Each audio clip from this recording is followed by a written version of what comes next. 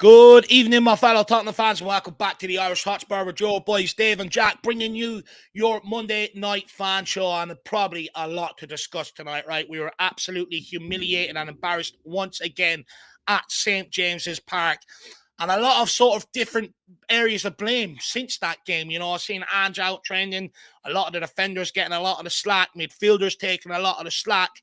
But I'm going to be controversial. I think the forwards need to take a lot of slack, being quite frank, but we'll get into that in a minute. Jack, how are you keeping, my man? Yeah, I'm doing okay, Dave. It is one of those sort of shows and one of those discussions where I think everybody's going to come from a lot of different angles. I think we'll find a lot of agreement, but also when things kind of do end up going that poorly, right, there can be a lot of people that can bear the responsibility for it. And then it's up to us, I guess, to determine who is kind of the most guilty or who is really the most contributing to that sort of kind of performance. And it was a tough one to take. The only thing I can say is that the rest of the weekend was sort of made better by some of the other results, at least made it a lot easier for me to swallow. The women as well, being able to go to a cup final. We do have a team in a cup final. That does feel really nice. There could be an opportunity for a trophy this season. It did make my weekend at least slightly more tolerable, but we are here to talk about our own embarrassing result. I mean, it'd be nice to, laugh and, be able to enjoy the other bad results, but we also had a bad result this weekend. So it's not like we can really laugh too hard, but I did enjoy this weekend from the other results, Dave. But yeah, lots to break down, lots to figure out.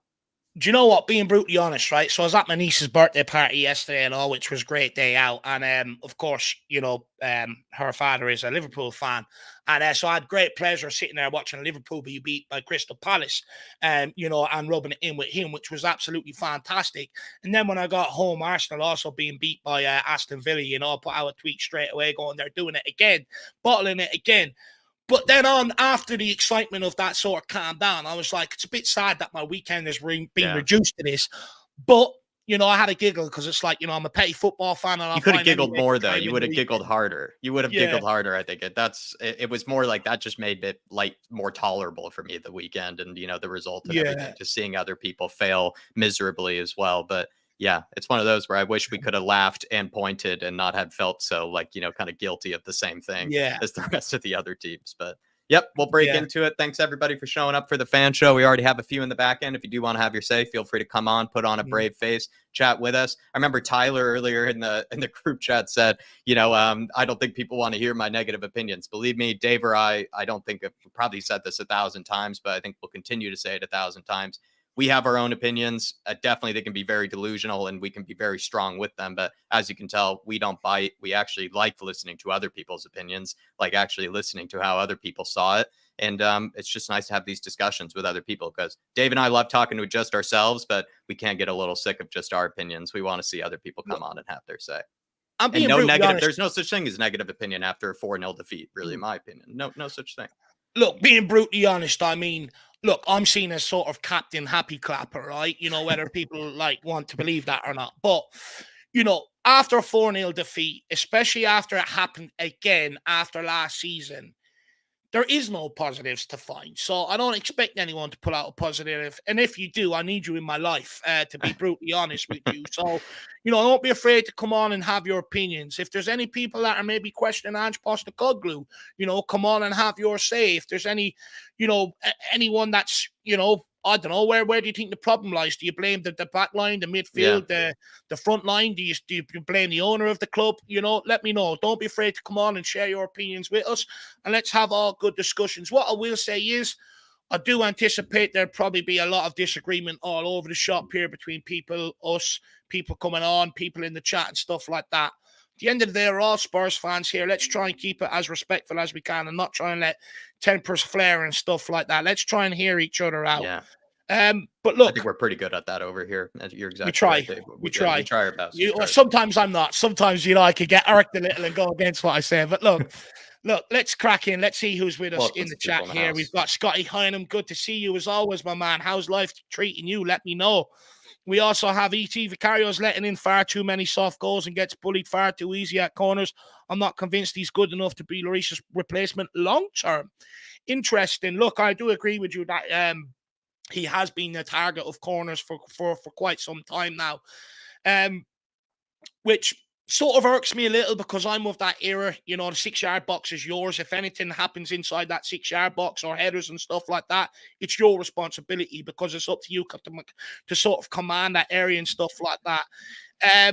So Yeah. I do agree, but I would say for me, it's his only weakness. With Hugo Lloris coming towards the end of it, he had a number of weaknesses. Too slow getting down to stop shots, one-on-ones, you know, couldn't play out from the back and stuff like that. I would say it's probably one of Vicario's only weaknesses that I've seen so far this season. And I do think he is good enough long-term, to be brutally honest, with your ET. But, you know, if there's anyone that sort of understands where ET's coming from, please do let us know. We've got Killian Kenny. Big up, guys. Ireland in trouble with FII. It's not good enough. I mean, I don't know. I'm not even talking about Irish football right now. You know, I don't even have the headspace for it. My head is already ruined with Tottenham and stuff like that, let alone one headache at a time. The FAI, which is an even far bigger shambles. People think Tottenham's in a mess. The FAI is far worse. Jeannie D says we don't need to change anything. Our players need to step up and play it with courage. Come on, you Spurs. Look, I'm sort of that agreement as well. There's players that were at St. James's Park last year and were on the end of a 6-1. How did they allow that to happen again? You know, sort of another humbling, humiliating display. I don't understand personally. Maddison has come out about them not being brave enough on the ball, even though he's supposed to be chief creator, like the leader of the Brave Brigade, if you like. You know, Postecoglou saying we were far off it and stuff like that. So, look, personally, you know me, I like to blame the players, you know, in games like this and stuff like that. I do see a lot of people asking us to change. I think Rio Ferdinand sort of have come out lately and said that Tottenham need to maybe shut up shop at times and stuff like that. But I disagree. Irregular Gamer, good greetings, everyone. Good to see you, my man. Phil Coyce, great to have you back on the pre-match build-up, my man. Dave and Jacko Hook were both well, still a little bit hurt from that shower of shit performance from the lads, but what a game to bounce back from is against the scum. The NLD is set up nicely. Do you know what, Jack? That was my initial thought, because as you know, leaving Saturday, I was sort of like not going to North London Derby, not doing it, season's done, you know, stuff like that. But then Arsenal lost, which made it more interesting. But if we can go and beat them, we completely ruin their league title shots. Because although they feel bad enough after yesterday's game and going, we blew it. If they beat us, they'll be, you know, after the game, they'll be like, oh, you know, if we just hang in there and win the rest of our games, you never know and stuff like that. So for me, I want to completely kill off their hopes. So I remember that winning the title at Tottenham Hotspur Stadium and celebrating. Now it's time for us to kill it. I think, Dave, it's completely understandable to be reactionary after that game and be even nervous going into the North London Derby after the last performance that we had. It's just two things to maybe get you excited for. It would be one, you get to be that team that gets to ruin everything for them. That would be absolutely terrific, to be the real final nail in their coffin, to have that right, to be there firsthand, to see it happen. I would be very jealous of that. And then the other thing too is North London Derbies are North London Derbies. They're their own fixture, kind of regardless of form, regardless of context or anything. We've seen Arsenal put in great performances when they were terrible, like for the majority of the season. You know, everything's in shambles and they still would show up in that one game. And Spurs have been a good side this season. Apart from, you know, that bad result, for the most part, we have been a good side this season. We've already given them a good game before. You'd like to think that, you know, at home with an opportunity to bounce back from this last performance, that Spurs will use this as a huge game. It's one of the last important games for us of this season, really. So you then hope that Spurs will just completely show up in a completely different way in this next performance. And North London derbies can be like that. Do you know, I was thinking just maybe that Newcastle game could be a blessing in disguise heading into the North London Derby, because I would like to think, now I'm not going to say it ain't going to happen, because Spurs have the ability to make things happen that you don't expect is going to happen, right? But I'm thinking maybe it's just a blessing in disguise and we ain't going to allow two humiliations on the trot, and we might actually go out there and get full-blown Angeball and Tottenham, you know, the Tottenham way and stuff out there in that game. But the only thing that I'm a bit cautious of is our front line is absolutely useless and their back line don't concede a lot of goals. The only hope I have is that the pressure gets to them and they start making uncharacteristic mistakes. But guys, let me know why I should be at the North London Derby if you want me to go. Let me know. But big up, Phil. We're going to actually speed up this process a little bit. We've got Offshore Mike 101. Irish timekeeping. You know me, my man. Irish timekeeping, we're always late. If we say on the old clock, we mean 10 past. So we do. Big up Shawnee Maddox, who's in the back end to have a discussion. Spurs GCTV, Evening Dave and Jack. Paul O'Connor, good to see you, my man. Hopefully you're keeping well. King Huddle says, evening all, to put a suffocating and relentless press on us, and we folded. It was too easy and too simple. It's a concern when we are denied the time and space to deploy Angeball. It needs resolving. Come on, you Spurs. Do you know what? I know exactly what you're saying there. And for me, I think the second goal, I think it was that we conceded, is prime example of this. They put pressure on us. Vicario went for the out ball to Brennan Johnson. Brennan Johnson was caught napping. He was about 15 yards away from his man and just allowed him to take the ball and go straight back at us. So people say that there is no out ball. I think, that is the plan. There is out balls. The players up front just ain't doing their jobs. They just ain't holding that ball up. We have no one that we can put it into to hold up that ball, to have the second answer for that sort of press. We don't even have that guy up front. We had Harry Kane who could do it for us. We've had Richarlison who could do it for us, but is not playing for one reason or the other. So when you're left with Werner, Johnson, and Son left as your front three, it leaves you without no out ball. And I don't want to hear anybody but me say bring Kulusevski in for that reason, because everyone doesn't want Kulusevski in the side. So what do you expect to happen if you don't have that guy up there for an out ball, which is what I've been talking about when it comes to Kulu for so long, is that out ball, that other option to be able to hold up the ball, bring others into play and stuff like that. So, people want to see this front three of Johnson, Son, and Werner. So don't accuse Ange of not having a plan B when we don't have a plan B, when we're rolling them three out every fucking week. But there you are, King Huddle. That's my opinion on that. As you can see, I'm still vexed and angry, and I cannot hide it, my man. King Huddle brings the best out of you, I think, at times as well. Big up to King Huddle. Shemi Tan, good to see you as well, sir. And you're doing a great job, Dave. You're actually doing a great job greeting everybody. I must say, you're doing a great job. I'm trying. I'm just trying to keep calm. I'm so infuriated with Tottenham. Derek Hutcherson, good evening, Dave and Jack. What about them bottling Gooners? Look, like I said, I thought I enjoyed it, but then after I felt sad that my weekend had been reduced to that. I felt petty, but I love it.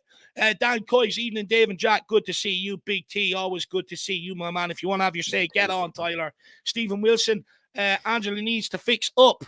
Dan Davenport, good to see you, along with Mick Hermalock as well. We've got Al Ben in the house. Good to see you as also. Big up Alan, Wreck That's Madness as well. But Al Ben says, what a cure to my devastating sadness lost to Mr. Evening. Man like Emery out here ending title hopes. I mean, Jack, you couldn't write it. Unai Emery, who was not good enough for Arsenal, right? Derails their campaign.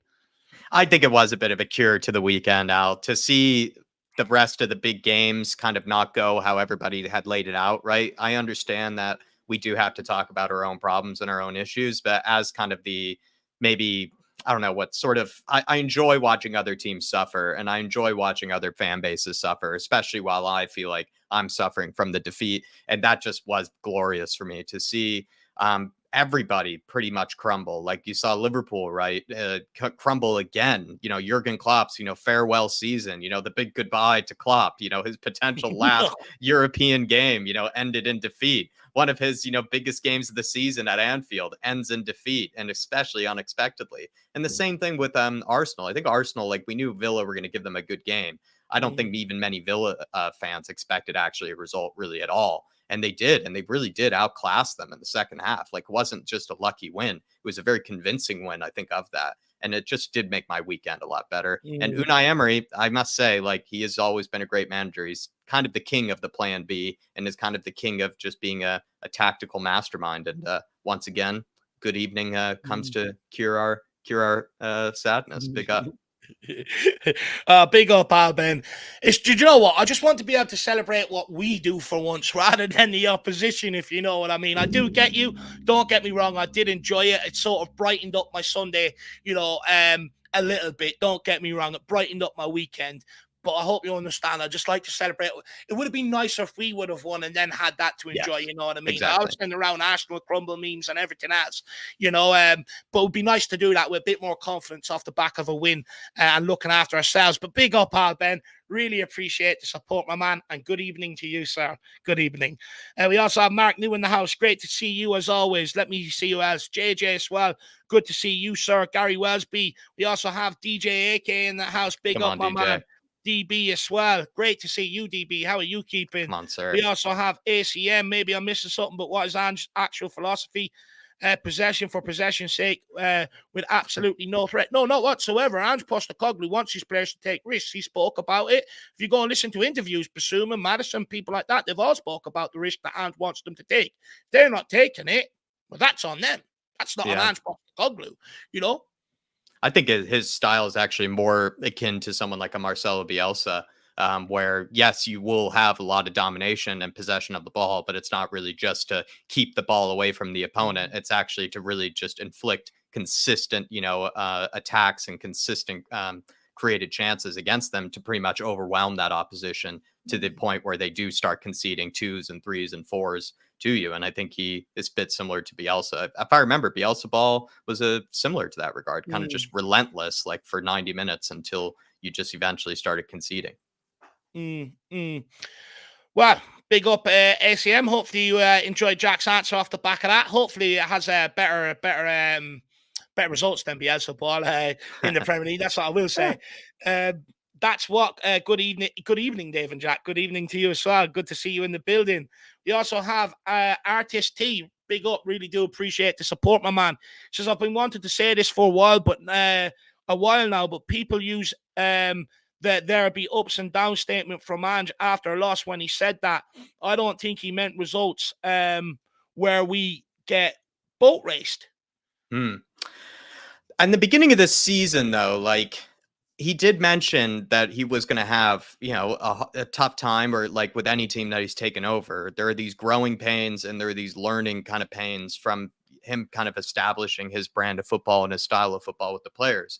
Weirdly, Ange didn't have that from what we could tell. Like, he just actually took the Premier League a storm, probably kind of taught a lot of managers a few lessons about, maybe trying to, go toe to toe with him in this style of play. Cause he really did run a lot of, he ran a lot of teams out the door, really, and embarrassed a lot of teams. It's just that I think then, with that huge boost that he had in the beginning of the season, it made it hard for us as fans to know when was that sort of tough spell coming. When was Ange going to have to sit down and sort of figure out, a bit more about this team, a bit more about what he can tweak here and there. And I think it's come maybe more towards this latter end of the season. And that's a weird time for it to be happening. It just I think it has happened more towards the end of the season, where he does have the majority of his players back from injury. He does have the majority of, the best options available to him. It's just that the team isn't ticking in the way that they were in other periods of the season. I even say we were playing better football when we actually had injuries in this team. Like, times when we had Emerson and Ben Davies in the back line, we still were producing closer to better performances than we've seen of recent. So it is a weird time for this to be the tough period, or, the confusing period under Ange. Just that I don't really expect a manager to be completely perfect in their first season. And this is going to be the rough spell, and so be it. It's just that I think we have forgotten that it was going to happen, and it was going to become a period where, we were going to start questioning the manager. We were going to start questioning the players and everything about it. It's just that it's about the journey, and it's about, becoming a better team after that tough period. And I don't think Spurs fans have really allowed Ange or the players that sort of benefit of the doubt or that sort of leeway when it comes to this tough period. It feels like we've just come into it and now we've given up already. Which I can't really make much sense of. I think it's part of that's. Even Steve D has said it, like there's it's part of a journey for a reason. And with the journey, there will be these ups and downs, and ups and downs do mean defeats. I don't think they mean like losing 2-1 or something like that. I do think they mean some pretty convincing defeats. And even lastly, sorry to ramble, but Charlie Eccleshare had that great, bit in the beginning of the season. I thought that was terrific, where he said there will come a time when everybody starts questioning Ange after a really bad defeat. And I think this is a good example of it. So for me, Artist T, I just don't think Ange is in any way exempt from blame or exempt from like criticism or critique. To say, though, that he's somehow being outclassed or is in any way, already being found out, I think is a little far. And I think there will be ups and downs, and this is probably it. I do think we'll be a better team after it, though. Do you know what, Artis? It took me a little bit to get sort of the gist of what you were saying, because as people know, I'm not the most brainiest of folks. However, I have got to grips with it. Look, I do understand what you're saying to a degree, right? Being humbled like that is not nice, and you can't use there'll be ups and downs for them sort of excuse for that sort of heavy defeat, right? I do understand what you're saying to that degree, but I do ask, what's the alternative? You know, we all know the owners ain't going to sit there and throw £500 million at one manager in one summer to give him the best in class to be able to go out and win the league. We know that's not going to happen. So, you know, the other alternative is, and I hate saying this because Spurs fans have been patient long enough with these owners, and I do think that maybe gets misconstrued with giving the project or Ange Postecoglou, whatever manager it may be, a fair opportunity. When you look at Man City, right, although they've had billions of pounds to throw at it, Guardiola didn't get it right in his first season, but they still backed them. Still backed them and went again. Jurgen Klopp didn't get it his first season at Liverpool. They still backed and went again. Same as Arsenal with Arteta, despite the fan base wanting them out. And what I guess I'm saying is you look at the three teams, the couple of teams that are above us, right? You know, they didn't bring in a manager in one season and go on and win everything and stuff like that. You know, it took time. It took time to build and stuff like that. So for me, we have to give a manager this opportunity. And it's always going to take longer with the current crop of owners that we've got because they want to sit there and do projects and stuff. They don't want to go out and break the bank. So, you know, hiring and firing managers is not the answer. You know, people say, okay, you know, fire Ange, go and get someone more proven. Well, how did Conte and Jose get on who were proven? They left here looking like they didn't know hadn't a clue, you know, how to be a football manager. And Spurs fans made them out to seem like that as well. They questioned everything them guys done, even though they win. You know, I warned people as well with Ange Postecoglou at the start of the season. Everyone was saying he's here for a project and stuff like that, which to a degree he does need a few years. But he also wants to win now, and I think people lose sight of that. If people think he's happy being slapped up 4-0 at St. James's Park, you're sadly mistaken. You know, he'll feel the embarrassment, he'll feel the anger as well. And for me, I just don't think hiring and firing a different manager every single season is going to bring us and yield the results we want because we don't have an ownership that want to do that. And it's just that. So, you know, we have to give a manager time. And when I look at Ange Postecoglou, people say he's been found out. The only managers that are ahead of him and have a lot longer in the job, Pep Guardiola, Jurgen Klopp, Mikel Arteta, and Unai Emery. And they've all had a lot longer at their clubs than him. So if he's really been found out after one season, how comes there's other managers that have been at clubs longer than him, below him? He hasn't been found out. The difference is our front line has been found out to a certain degree. We thought we'd get away with it this season without Harry Kane, and to a certain degree, we did. But the reality is, in order to take that next step to really go and compete, we need a proper front line here that offers a bit of variety and not just one way of playing. You know, and hopefully we've seen that over the course of this season. But Artiste, I suppose it's in the name, Artiste, bringing the best out of myself and Jack, so I really appreciate that. He's actually singing. This is Dropkick Your Teacher, by the way. And I thought I recognized the so where does profile Artiste picture. come from? I'm not sure where it comes from, but it's our man out in Texas. Big up to Dropkick Your Teacher. Hopefully you're keeping well after the weekend, man. And believe me, I think you're well. I appreciate you know sharing this opinion, and it's also I think a lot of Spurs fans in the chat will definitely agree with you on sort of that sort of concern about is this really ups and downs, because this is hard to take. I see what you're saying. I do see where you're saying. It is hard to take. It is hard to take. But big up Artiste or drop kick your teacher. I don't even know what to call you now. You've confused me, but really appreciate the support, brother. Look, we're going to crack on because we are ages behind. So I'll just keep welcoming people in and we'll get down as far as we can, as quick as we can. Big up Ian Ferguson. Good to see you, sir. Hopefully you're keeping well. Big up Meta Football TV. Good. Big up Stephen Owens as well. Good to see you in the house. He's highlighting the Vicario problem as well. We also have Paul Brown for the overdue therapy plus our fan base. Totally bewildering. Look, just as much as therapy for everyone else out there, it's therapy for me. Sort of helps me get my thoughts out, whether people listen or not. It helps me, It's just is the main thing, I suppose. I think it's probably why we're all here, though, right? I think you're part of our therapy too, Paul. Like, I'm not saying, just you individually. I do mean like kind of the community that I think Dave and all of us do have here. Like it is. I think we handle defeats quite well over here. I think we know how to be passionate. We know how to show frustration and, anger, but we also know how to, I think, vent it into the right sort of, conversations and discussions and everything. And it's good football therapy over here. I think we do an okay job about it. And when it comes to the fan base being bewildering, I think Dave and I can be pretty bewildering at times. We can be very delusional. It could probably trigger plenty of people with our own opinions. So, Paul, it's just part of being a football fan, right? It's just so many opinions, so many different ways of looking at how the game should be played or what things could be fixed. It's just how it is. It's just how it is as a football fan. And you know what I've learned over the years, my man, is we're reactionary whether we win or lose. You know, and that's just the truth of it. We're reactionary whether we win or lose, my man. I suppose it's the, you know, the roller coaster of being a football fan, but really appreciate it, Paul Brown, and hopefully you and the family are keeping well, my man. We also have Dingo says, why was Scarlett not on the bench? Don't know. I don't know. Gil Messi was brought on, wasn't he? And even though I didn't get any minutes, I don't understand, my man. We also have DYT2. We also have the opportunity to throw away the City game. That should have been the one we should have lost 4-0. That should have been the one. We'll have them conversations when the time comes round. Big up Adam Phillips as well. Madison needs to finally have a good game since returning against Arsenal. Completely agree with that. You're absolutely spot on. Great to see you as well, Sue Smith. Hopefully you're keeping well. We also have Uphill Gardner. Hopefully you're keeping well. Georgie, Nomad. Who else have we got here? Make sure we're not missing anybody. I'm just miles behind. Absolutely miles behind.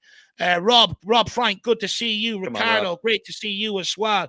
We also have Basic Monster. Good to see you as well. Hopefully you're keeping well. Phil P. Woo! Hopefully you're keeping well, my man. Good to see you in the building.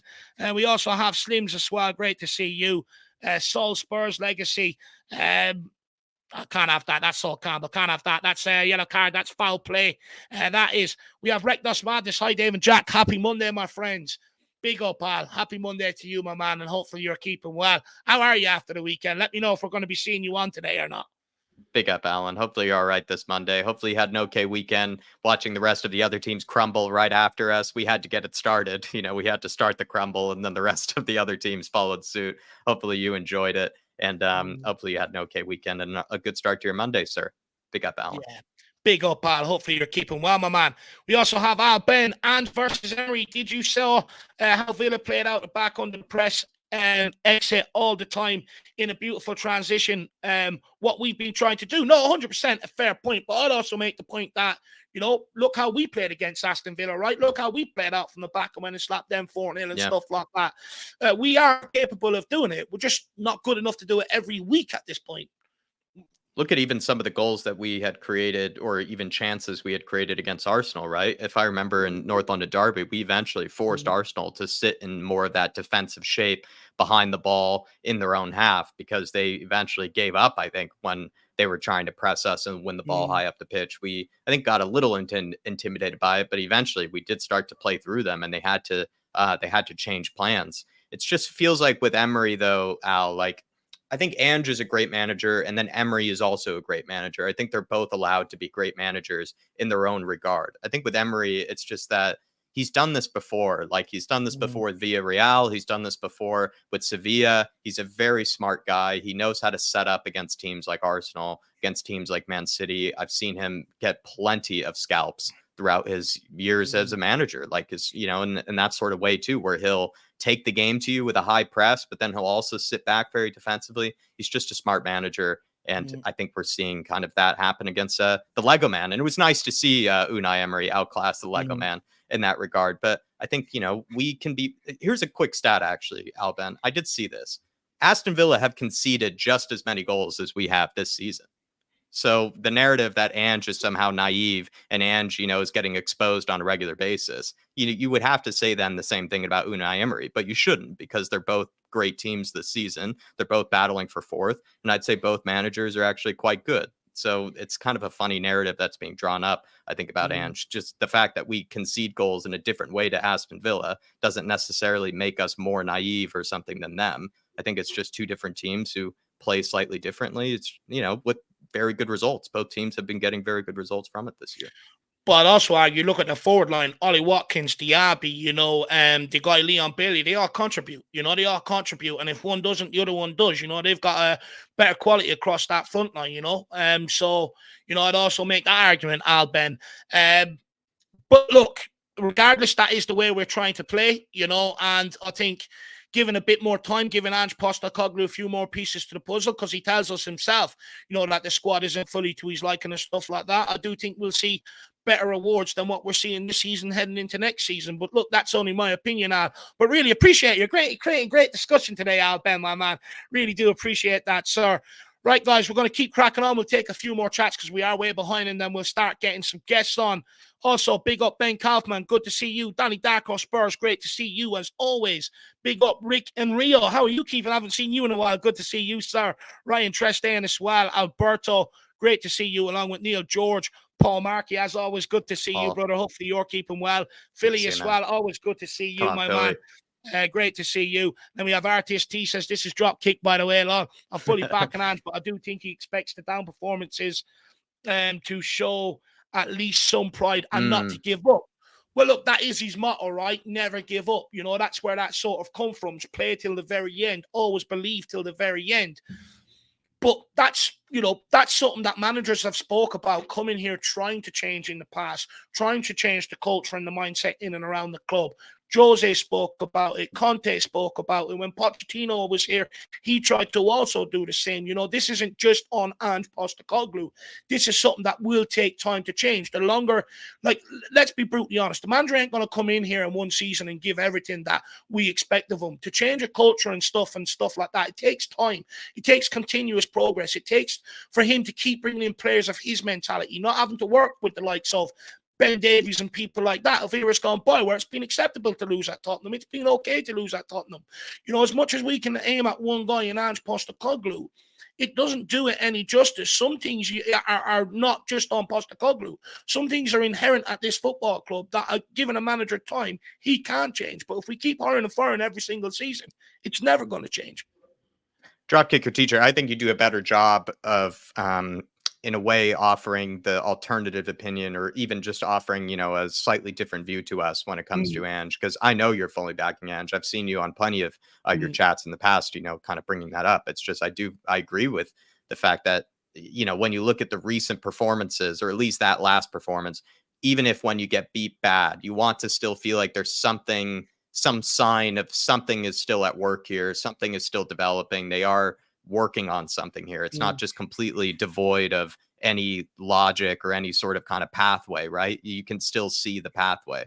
And if you felt like after a 4-0 defeat like that, that there weren't really any signs of, you know, any progress or anything after that, I can totally see why that would be cause for concern. And that would be, you know, an example of, is this really, you know, good ups and downs? Because there's good ups and downs, and then there's bad ups and downs. And I think if you saw, you know, maybe a worse version of it than maybe Dave or I did, I think that's good to bring up. But at least, you know, you look at guys like Iriola, who had a horrible beginning to the season. You know, he was playing a very aggressive, very progressive brand of football. He was getting exposed. He also had a very high reputation, you know, for his time at Vallecano, I believe, right? And he was, you know, shown so much praise. And then he comes to the Premier League, and he had a bit of the same thing said about him being naive, coming over here with those sort of tactics and being exposed. Now look at him towards the end of the season. I think a lot of people have respect for Iriola and think that he's a good manager. I kind of wish Ange was shown a bit of the similar benefit of the doubt to a degree, because I think they've had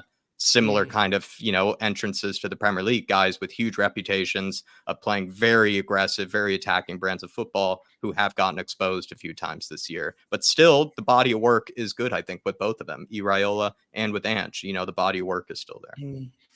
And look, last thing I would say is as well, there seems to be a common pattern at Tottenham, and I'll get onto that in a sec, but I think if these problems were happening earlier on in the season, people would have been more tolerant to it. What I mean, if we flipped the season, if we were having that run towards the end of the season, you know, there'd be a lot more positivity, a lot more sort of better discussions around. And if we had what we're going through now at the start of the season, you know, people probably would have had more patience for it. But when you look back at Conte, got off to a great start, didn't he? And when the trouble signed, we knee-jerk sacked him. Same as Jose Mourinho. He had that top of the league. Problems happened, we sacked him. You know, there's a consistent pattern at Tottenham that we get off to a great start on the managers, initial manager bounce, you know, people performing, being at the best and stuff like that. And then they start to sort of come complacent towards the end of the season, and we end up going, no, the manager, you deserve to be sacked. And we allow people to do the same thing. A lot of the players do the same thing every time. In order to eradicate that, you bring it, you keep a manager there, and you just go, okay, well, I know what you're all about. You'll perform for a certain part. Well, I can't rely on you for the whole season. Out you go. Off you go out the football, out the door. But if you keep chopping and changing managers, you're going to keep seeing this sort of thing being allowed to happen. What I would say is RT's tea. But big yourself up. Another one bringing out great discussions today. Really appreciate that. We have a couple more chats to get to, and then we are going to start cracking on and getting on with the guests. Because as much as I'd love to sit here and flirt with all you guys this evening, we do have time constraints and stuff like that. So big up SOF as well. We compare Ange to Klopp and Arteta, but look at the backline they had in the season one compared to now. Spurs fans say our backline is set, yet we concede a lot of goals. Does Ange need to upgrade defence or change tactics? Do you know, I'll kick this one off, SOF. I see a lot of the discussions about the backline off the back of the weekend. Okay, first goal came from Son losing the ball, and they scored off the back of it. No one wants to talk about it because it's the person who lost the ball, which is Son. No one wants to have an honest conversation off the back of it. Second goal, Newcastle pressed. We went to go and bypass that press with Vicario into Brennan Johnson. Brennan Johnson was caught slacking and lost out, and Newcastle came out and scored the second goal. Third goal, Son also lost the ball with his back to play. Shock. He can't do that, and they went up and scored. So as much as we want to blame the backline, I'll keep making this argument. If the forwards were a lot more potent, a lot more deadly, had a bit more variety in attack and took a lot more risks, teams wouldn't get the encouragement that they have to come out of us because we killed them off. We don't kill them off. We allow them to stay in games and they just remain calm, sit back there. They look at our front three. They're all the exact same. Johnson needs space in behind. Burner needs space in behind. And when you're playing Sonny up front, he also needs space in behind because that's where he gets a lot of his goals and stuff like that. Because they're all the exact same, all the oppositions are going to do is sit back across that on the edge of the box with the back line, hunt the ball, look to take it off Tottenham, and go and spring on the counter. If we had a much more potent and a much more lethal forward line, this would not keep happening to us. People blame the back line for the other day. Look at the two chances that Werner spurned. Werner spurned them. If he scores at least one of them, we're talking about a complete different game.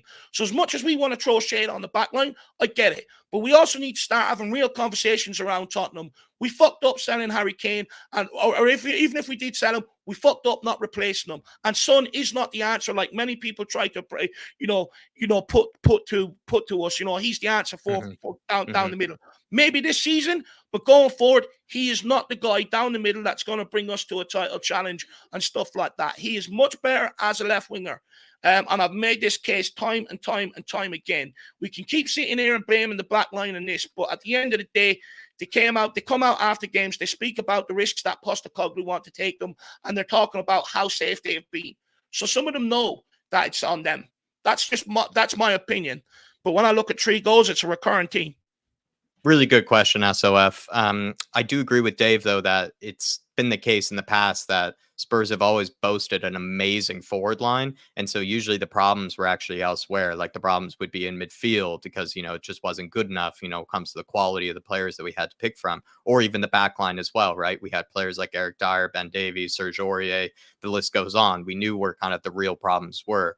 This year, I would say it's a bit of the opposite. I think actually where the majority of our problems is kind of in that forward line, and where we could, do slightly better is maybe in midfield. But the defense for me is some of the best players you can really get. I don't know how much we can really improve on Van de Ven. I'm not sure how much we can really improve on Romero, on Pedro Porro, on Destiny Udogie, or on Vicario. I think a lot of it does have to do with Spurs are getting hit on the transition in really bad moments. And it's not really to do always with Ange's tactics. It's kind of like what Dave had said.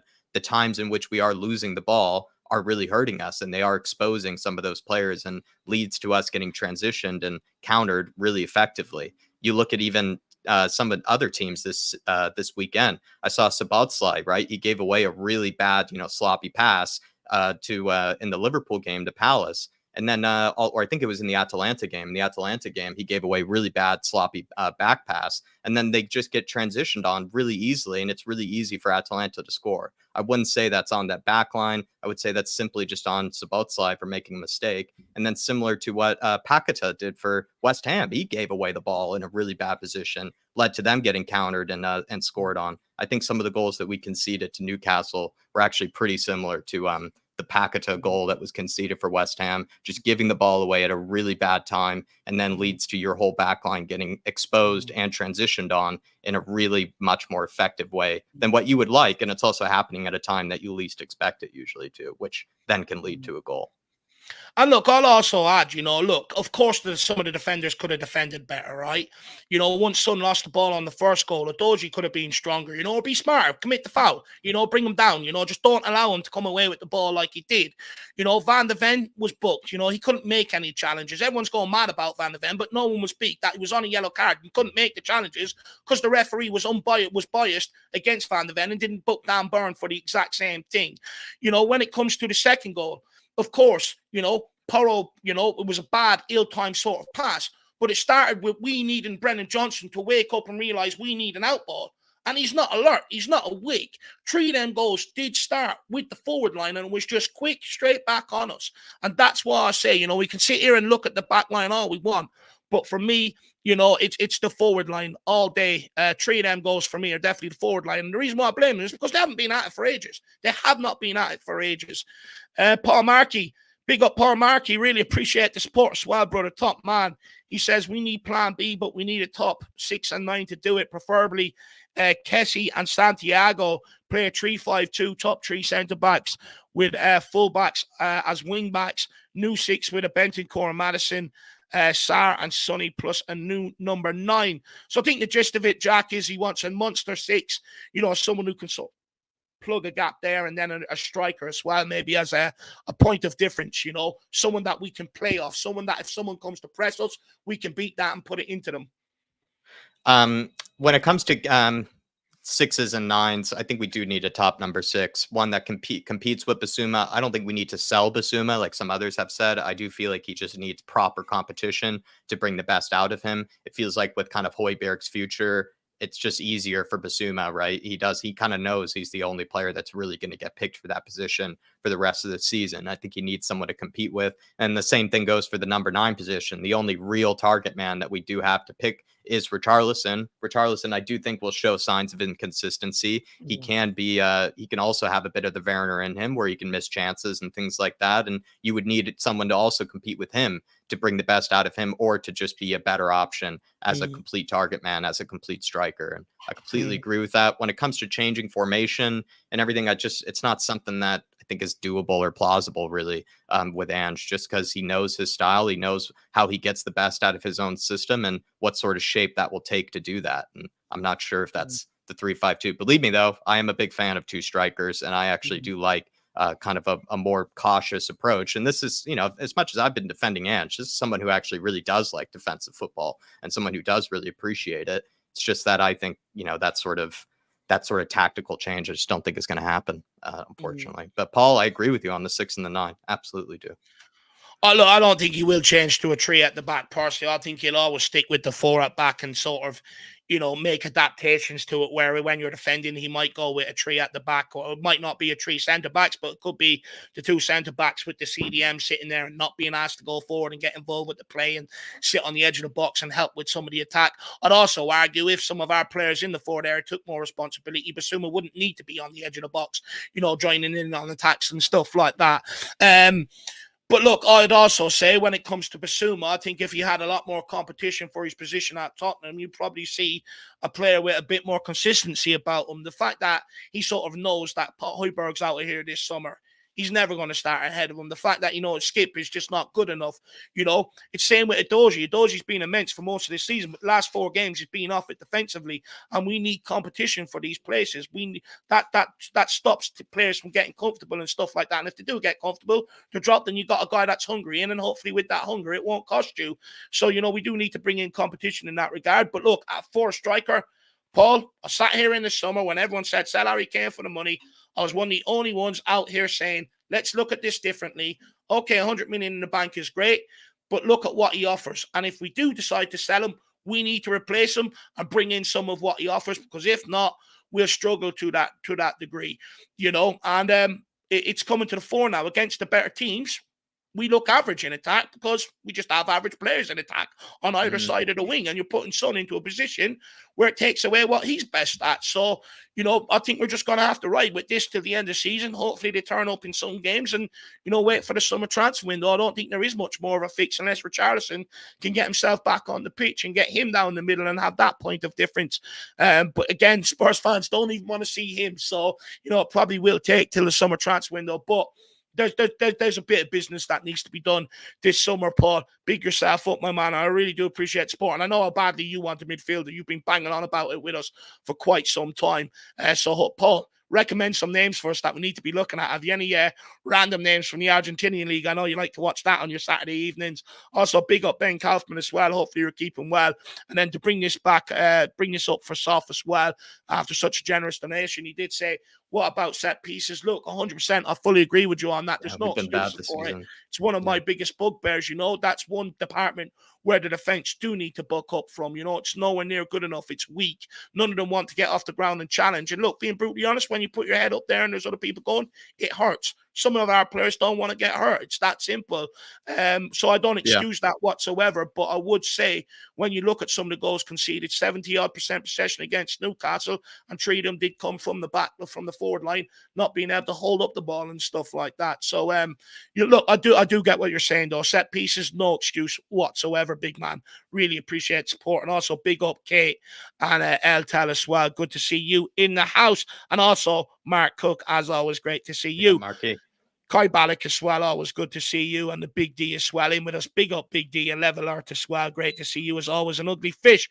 But I think I've done my best to try and welcome everyone in, or make people feel welcome and not miss names and stuff like that. If I have, I do apologize, but now it's enough. Finally time for me to shut up, because my voice does need a rest, Jacko. I suppose we'll start getting on the guests. Last thing before I breathe, like I echoed earlier on in the show, there's going to be many different opinions flying around. We're all passionate Spurs fans. We all get angry when we lose. But let's not try and rip the heads off each other and stuff like that. Debate each other by all means. Let's try and keep it civil, though. Let's not go beyond debate and stuff like that, is what I would ask. Because I know tensions can run high after defeats. And we see it here sometimes. People are arguing and stuff like that. It's happened over the course of the season. And I just don't want to see it. At the end of the day, we all support Tottenham. We all share the same frustrations. We all have different ways of fixing it. Let's all listen to each other. Let's try and keep it as civil as we can. Right, Jack, you could take over for a minute. I'll just, my girlfriend's just indoors, so I need to say good evening. I'll be back. Well done, Dave. Well done, everybody. If you can't afford, smash that like button. Feel free to grab a membership if you do want to come on and have your say. But we're going to get this show rolling. Hopefully, you guys haven't already, been too angry with us with some of our own opinions on things. Because as Dave said, I think there's so many different ways to look at what happened over the weekend, and even what's happening in general right now under ANGE. And we're just trying to make sense of it ourselves. So feel free to do that with us here. But we're going to have the Tron come on, see what he has to say, see what sense he can make of the weekend. Let's bring him in here. How you doing, Dermot? Not too bad. How are you, sir?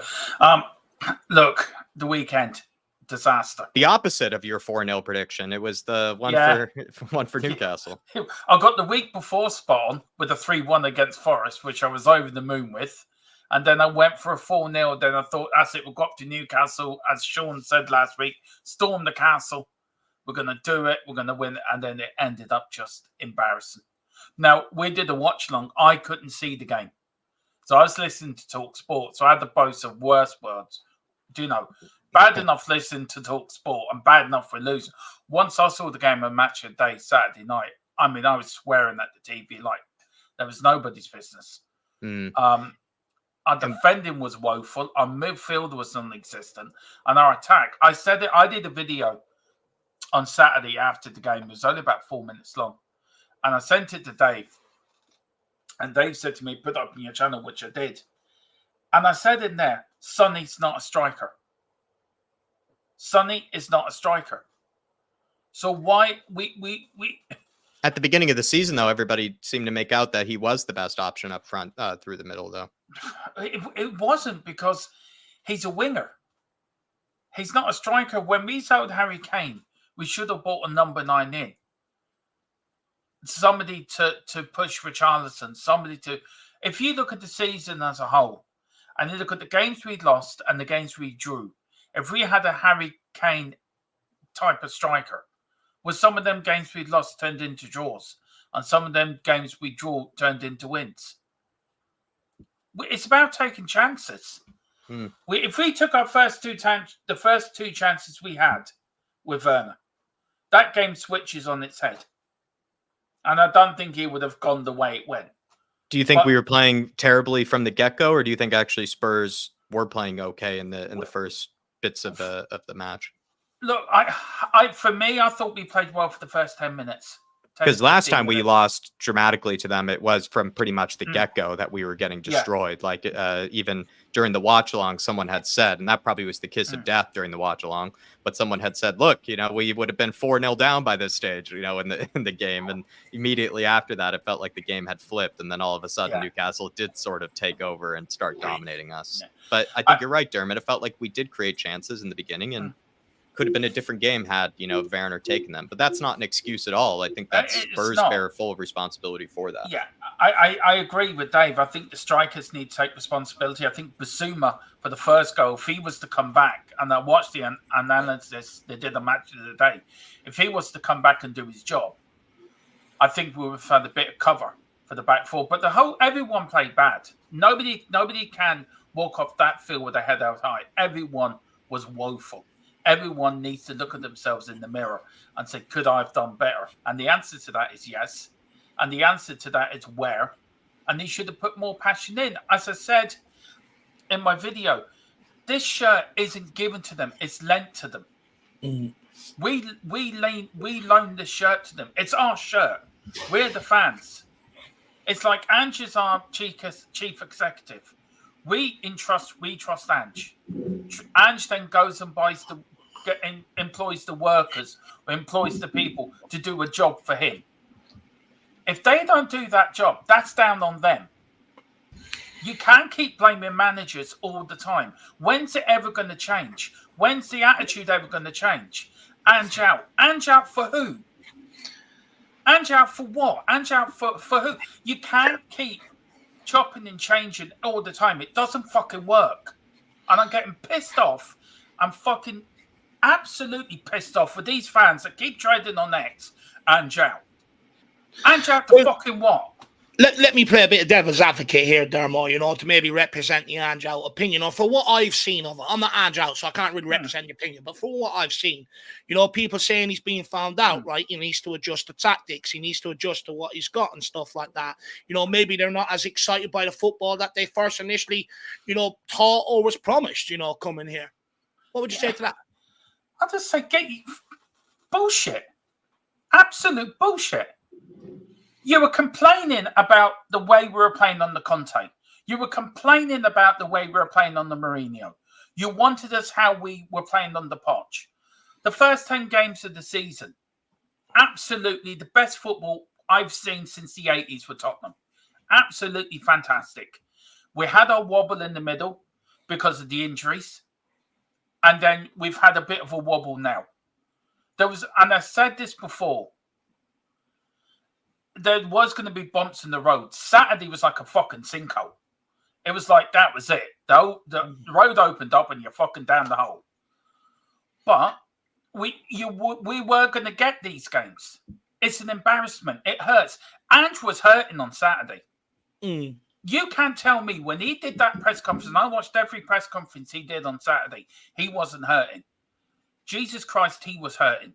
And he would have told them players too how he felt. And it's all right, these players coming out saying the right things or saying the right words. You know they don't give a shit. Ange gives a shit. You could see he was hurting. So if you want a manager that cares, you want a manager that is determined to put it right and determined to win something, to get into the philosophy that top four isn't a trophy. Top four is a stepping stone to winning the league. Then back Ange. If you were happy with Conte and you're happy with Mourinho, then I don't know what the fuck you want, because I just think this Ange outlaw is bullshit. And I am really angry over that. I'm not sure if Dave is, I think this is an interesting comment from Lee Harvey. Do you think the players could be perhaps turning in some way against Ange and either their belief in the philosophy or their belief in the tactics, Dermot? Have you been noticing that? Lee is, I'm not sure if he fully believes it himself, but he's kind of suggesting that some players maybe are starting to get frustrated. I think some players are getting a bit confused by the tactics. I think some of them are not good enough to play the tactics.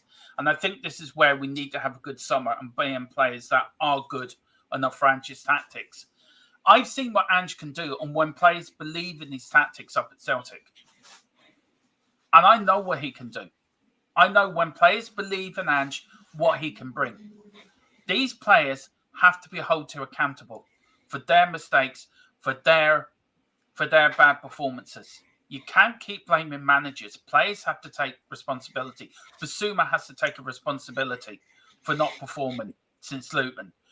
You've got Werner has to take responsibility for not putting in the chances he's had since he's came in. And 2 chances, you had a Harry Kane or a striker of his ilk up there, right? He would have put them chances away. So you can blame Werner. Sonny is not a striker. I don't know how many more times I can say this, how more times anyone will listen. He is a winger. That is his job. That's how he started and that's how he finished. He's not a striker. He's not a number 9. Richie, he's our only other player who's gone into double figures this season, apart from Sonny. But not even he's good enough. But I would keep him in the squad as a backup. We need to buy a new number 6 and a new striker this summer to have any way of competing for anything major next season. Because if these players have to learn, they have to trust in Ange, what he's saying, trust in his tactics, trust in what he's doing, and trust in how they play the game. Because if they do, I'll tell you one thing, we will see Tottenham rise and Tottenham go off in another direction. Because I know what he can do. Look, one thing I will say is, first of all, it's not up to the players to dictate the tactics. It's up to them just to go and perform what the manager's asking them to do. So if they are maybe not buying in and stuff like that, well, no problem. Ship them out of this football club, because what they don't have is this football club in their best interest. They only have their own personal things in their best interest. So if that's the case, get them the fuck out of this football club. Some of the players that aren't buying in and stuff like that. When it comes to too much reliance on the defence, I mean, there's no such thing. Every team has to rely on the back line. There was the same argument made under Conte and Jose when we sat 11 men behind the ball to protect the back line. Too much reliance on defence and stuff like that. Now we're playing attacking football. Too much relying on the defence and stuff like that. At the end of the day, it comes back to what Conte says. Do these players want to play under pressure or not? If you don't want to win things, you don't want to. The only way you play under pressure is when you're trying to achieve something. Yeah. So you either want to achieve something or you do not. So when it comes to that, look, if it is, the players, not all, because some of them have gone, but some of them players also didn't want to, defend. They'd sit there on the training ground and be drilled in defensive patterns or, set pieces under previous managers and stuff like that because they thought they were beyond that. So if that is the case, what do some of these players want then? And I'm talking about the likes of Son, Romero, people like that who are here longer than the likes of Van de Ven and people like that, Basuma and stuff like that. So they're the players I'm talking about. But big up, Lee Harvey. Great comment, my man. Where are we at? Last thing I'll probably ask you on my behalf, Dermot. Leadership group has come into question a lot after the weekend. Son, Maddison, Romero. I mean, people may be saying if we had good leaders, that sort of defeat doesn't happen, especially off the back of it happening last season. What would you say to that? Look, I come from an era. I remember growing up watching the era where everyone on the pitch was a captain. Where on the team you had 6, 7 players that were captains that weren't. When you had the Graham Roberts or players like that were captains. I think there needs to be more players on the pitch ready to give a bollocking and also ready to take a bollocking. You shouldn't have to be a captain to actually tell a player, hang on, you're not doing your job here. You're not doing your job here. And this is the problem. You cannot criticize a player because they won't take it. Where back in the day, they could have taken it. And they were right. So the leadership group, I don't think, should be called into question. I think it's when you're on the pitch. I think players should be able to bollock another player to say you're not doing your job here properly. And I think that's the problem. I think you're not allowed. It's only the captain is allowed to say something. Bollocks that. If I was on there and you're on there, and me and Jack were on there, and say Basuma wasn't tracking back, you two be the first two, and me shouting at them, "Do your effing job, track effing back."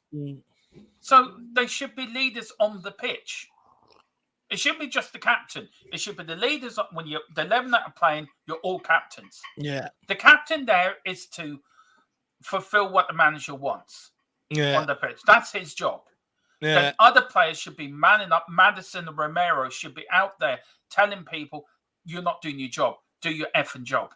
Yeah, And spot on. That's Spot just, on. That's just my opinion. No, look, for me, you know, I'm the same. I like my players out there to be vocal. What I don't like is them going into the press after the defeat, you know, oh, we need to do this better and we need to be more like this. I mean, okay, well, where's that sort of communication on the pitch then, in the game, where you can affect it and where it actually matters? But Dermot, where can people find you, my man? Give yourself a quick plug before we let you go. Yeah, listen, firstly, before I do plug myself, congratulations to the ladies for reaching their FA Cup final. Yes, well said. We've reached an FA Cup final. Yay! I can now dust off my Chaz and Dave Spurs are on the way to Wembley LP now. And we are covering the final, by the way. I was thinking of going to it. I'm still in two minds about going to Wembley, actually, if I can get a ticket. But yeah, if you like to see me, of course, I'm over in THFC till I die with me and Mr. Brady, where we talk everything Tottenham. Nonsense, everything. Delusional, the whole lot. There was somebody giving me a beat, but big up to whoever that was. Yeah, that's on my end, Dermot. Sorry, brother. That's okay. That's all right. Just tell them hi from me. But yeah, just get over there. I'm only 5 away from 1,800, so if we can get there tonight, I'll be really would be lovely. And I'm on my march to 2K, so we've got a lot of things this week. Watch longs for 2 Champions League. Me and Dave are going to do a pre-record sometime this week about the Irish situation, and we're really going to let go on that. And then we've got the Unholy Trinity podcast, where you get the 3 most unholiest men in Ireland just giving their thoughts on. No, you just get 3 football fans, Dermot. That's all. Just 3 football fans speaking about football. Well, we are the most unholiest men in Ireland. Even the Vatican, Dave, have emailed me complaining about our thing. So we've reached the top. When we get to the Vatican, we've reached the top. We've got Fair enough. Well, big up, Dermot. Really appreciate that, my man. People, get over, check out THFC Till I Die. Do smash the subscribe button. And Dermot, I'll speak to you during the week, my man. I'll speak to you during the week. And Jack, it's great to see you as always, lads. Good to see you, sir. Well done, Dermatron. Come on, see you soon, my man. Big up. See you soon. Everyone, big up, Dermot, getting us kicked off there today. Absolute legend. And we have a couple of chats. Big up Moondog as well. Good to see you in the building. Hopefully you're keeping well, my man. Hopefully you're keeping well. No game for a week or two, so, you know, you might be able to go off on a little holiday and stuff like that if you've predicted the first goal scorer over the last few weeks and stuff like that. But as always, good to see you. And how's Charlie getting on, my man?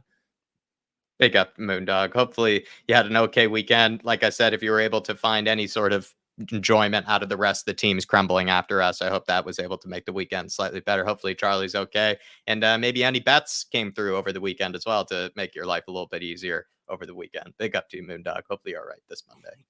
Big up, Moondog. Good to see you in the building, sir. And also, Paul Markey, here's one for you, Dave, but don't let this name put you off. No, I'm already turned off. Already turned off. I can't have another LaSalle, so I just can't. Give me a different name.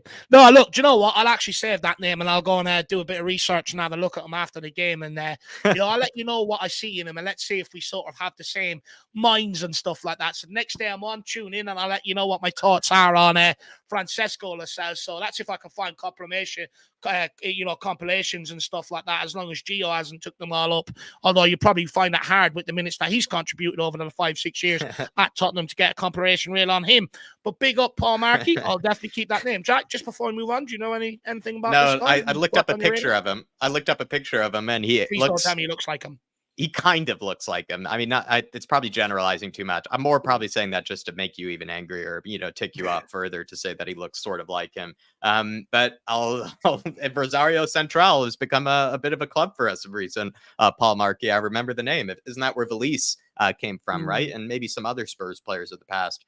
Perhaps it could have been Romero, or it could have been Lo Celso has also come from Rosario Central. So it is familiar to us. And I don't want to anger Paul Markey further, but I would say an age-old debate between you and I is also about, I don't really see Kessié as a number 6, but I don't really want to draw that up again with you, Paul. It's just Kessié for me. I think he's more of a number 8, and if we were to bring him in. Big up Paul Markey. Really appreciate the support, my man. And this from Satar is exactly the sort of shit I'm talking about. These two clowns are clueless if they think Ange is the one to save Spurs.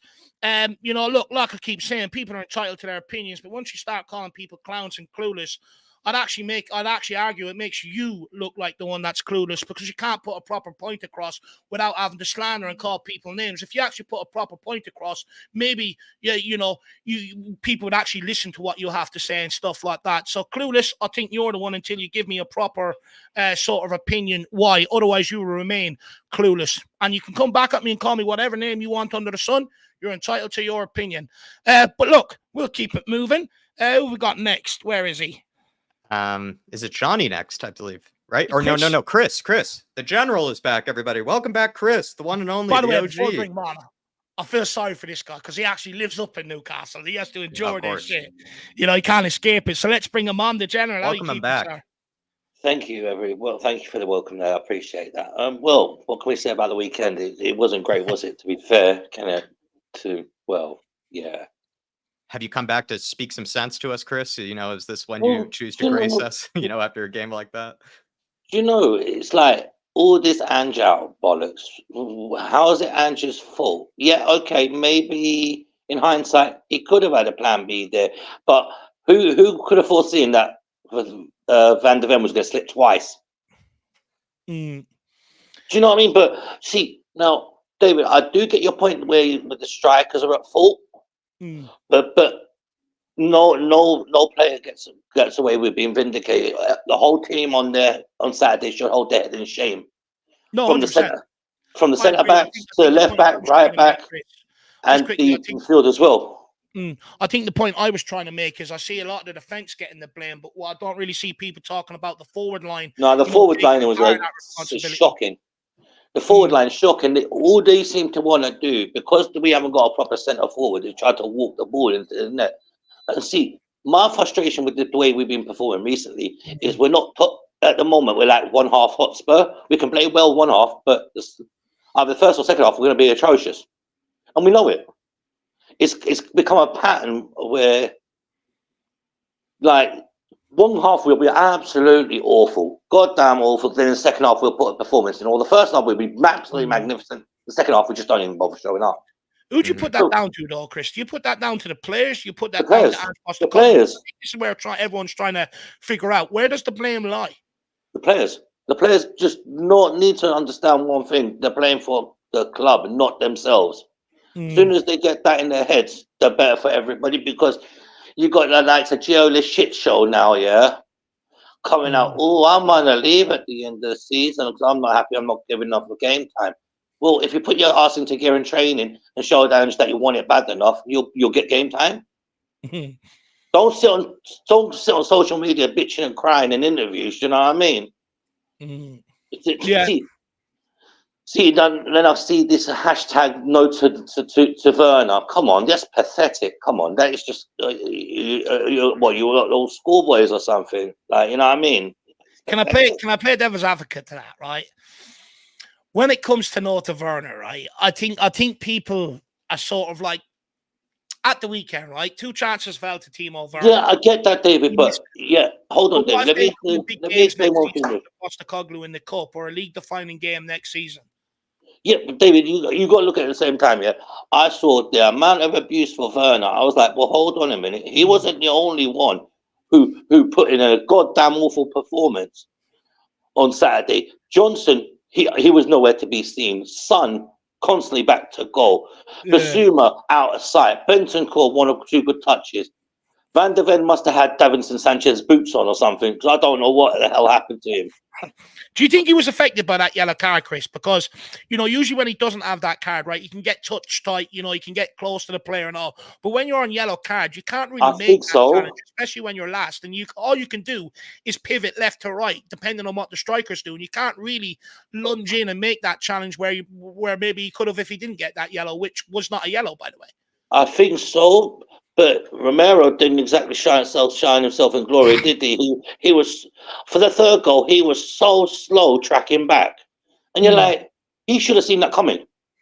He's experienced enough to know that they're going to play the ball long over the midfield, and Isaac's going to get on to the end of it. And it was so obvious when Romero's had the ball at his foot, what he was going to do. And how Romero was just so slow tracking back. Even Romero, he should hold his head in shame as well, because some of his tracking on Saturday was just Way off mark. Pora out injured now. We don't know how long he's going to be out injured for. Mm. So we're going to have to suffer. Time. We're going to have to suffer to the royal. Do you not rate Emerson, Chris? No. No. Why? Too clumsy. He's too clumsy on the ball. He doesn't know how. Still doesn't know how to cross a ball. Controversial. Is he better Controversial. defensively than Pora? No, he's not. No. Okay. No, he's not. Pora's got more to his game than what Emerson has. Mm. As much as look, I like Emerson. I'm not going to lie. I do like Emerson, but he's average. Mm. I'm going on Alex's levels. He's bang average. You heard it. And that's the truth. Or however Alex puts it, I can't even put it right, and he's my main obsession. Chris, though, do you feel like Spurs players could be giving up on Ange maybe in some way? Like it was brought up earlier. Nah, that's nonsense. That's nonsense, man. Look, at the end of the day, yeah, it's one bad result, yeah.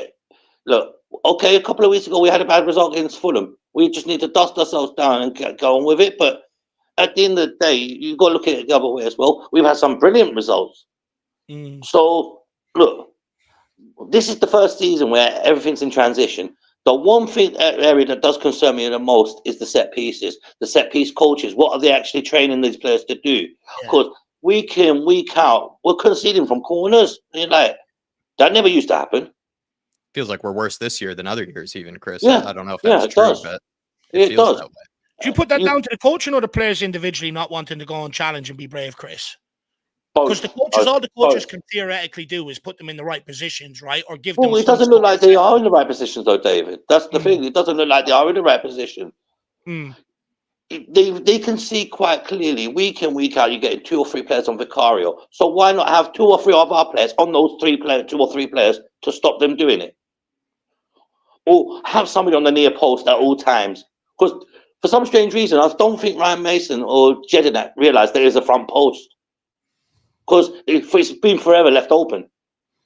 Or on the back post. It's all very well going man-to-man marking, but you've got to put somebody like Lesotho who's about 5 foot nothing against somebody like Anthony Gordon who's 6 foot odd. Come on, that's ridiculous. Or somebody like Dan Burn. Mm. Sonny needs to be more vocal as well as a captain. He needs to be more vocal on the pitch as well, getting the players riled up, ready. You know what I mean? Like, it's all very well going into the little huddle, but show it on the pitch as well. Show what you're going to do. I think Dave has felt like with Sonny, it's a little too much after the fact. It's like after the game ends, you see Sonny show the passion and you see him yelling at his teammates and stuff, which is good. Like, you want to see that passion, but Dave has said before, it's just a little too much after everything's already, the game's over. Like, maybe it would have been nicer to have seen that while you were going through the tough period of the game, or maybe if you had seen him, and only we get to see things that are on camera, but maybe it would have been nicer to have seen, at times when we have been kind of getting these drubbings, to have seen him, really pull together the team in some sort of way, Chris. Yeah, exactly. But as I said, for me, what I witnessed on Saturday was the midfield just non-existent. Bentancur and Bissouma, the game just running past them. Even when Højbjerg came on, it was the same thing. No matter what anybody says, somebody can't say, when Højbjerg came on, he was better than all of them. No, he wasn't. He was no better than any of the rest of them that came on. I'd agree. Sorry, but all players need to take accountability for their actions on Saturday. It's all very well coming out after the game and saying, "Oh, do you know what? We could have been better." But why not put that on the pitch? Do you know what I mean? Like, short talk's cheap, man. Actions speak louder than words. At the end of the day, we've got Arsenal in 2 weeks' time. I want to see a reaction from them. I want to see a reaction from those players saying, "You know what? Okay, we got smoked 4-0. Now it's time to put that behind us and get us back to winning ways." And there's no better way of beating the scum, ruining their title hopes, and having the 3 points.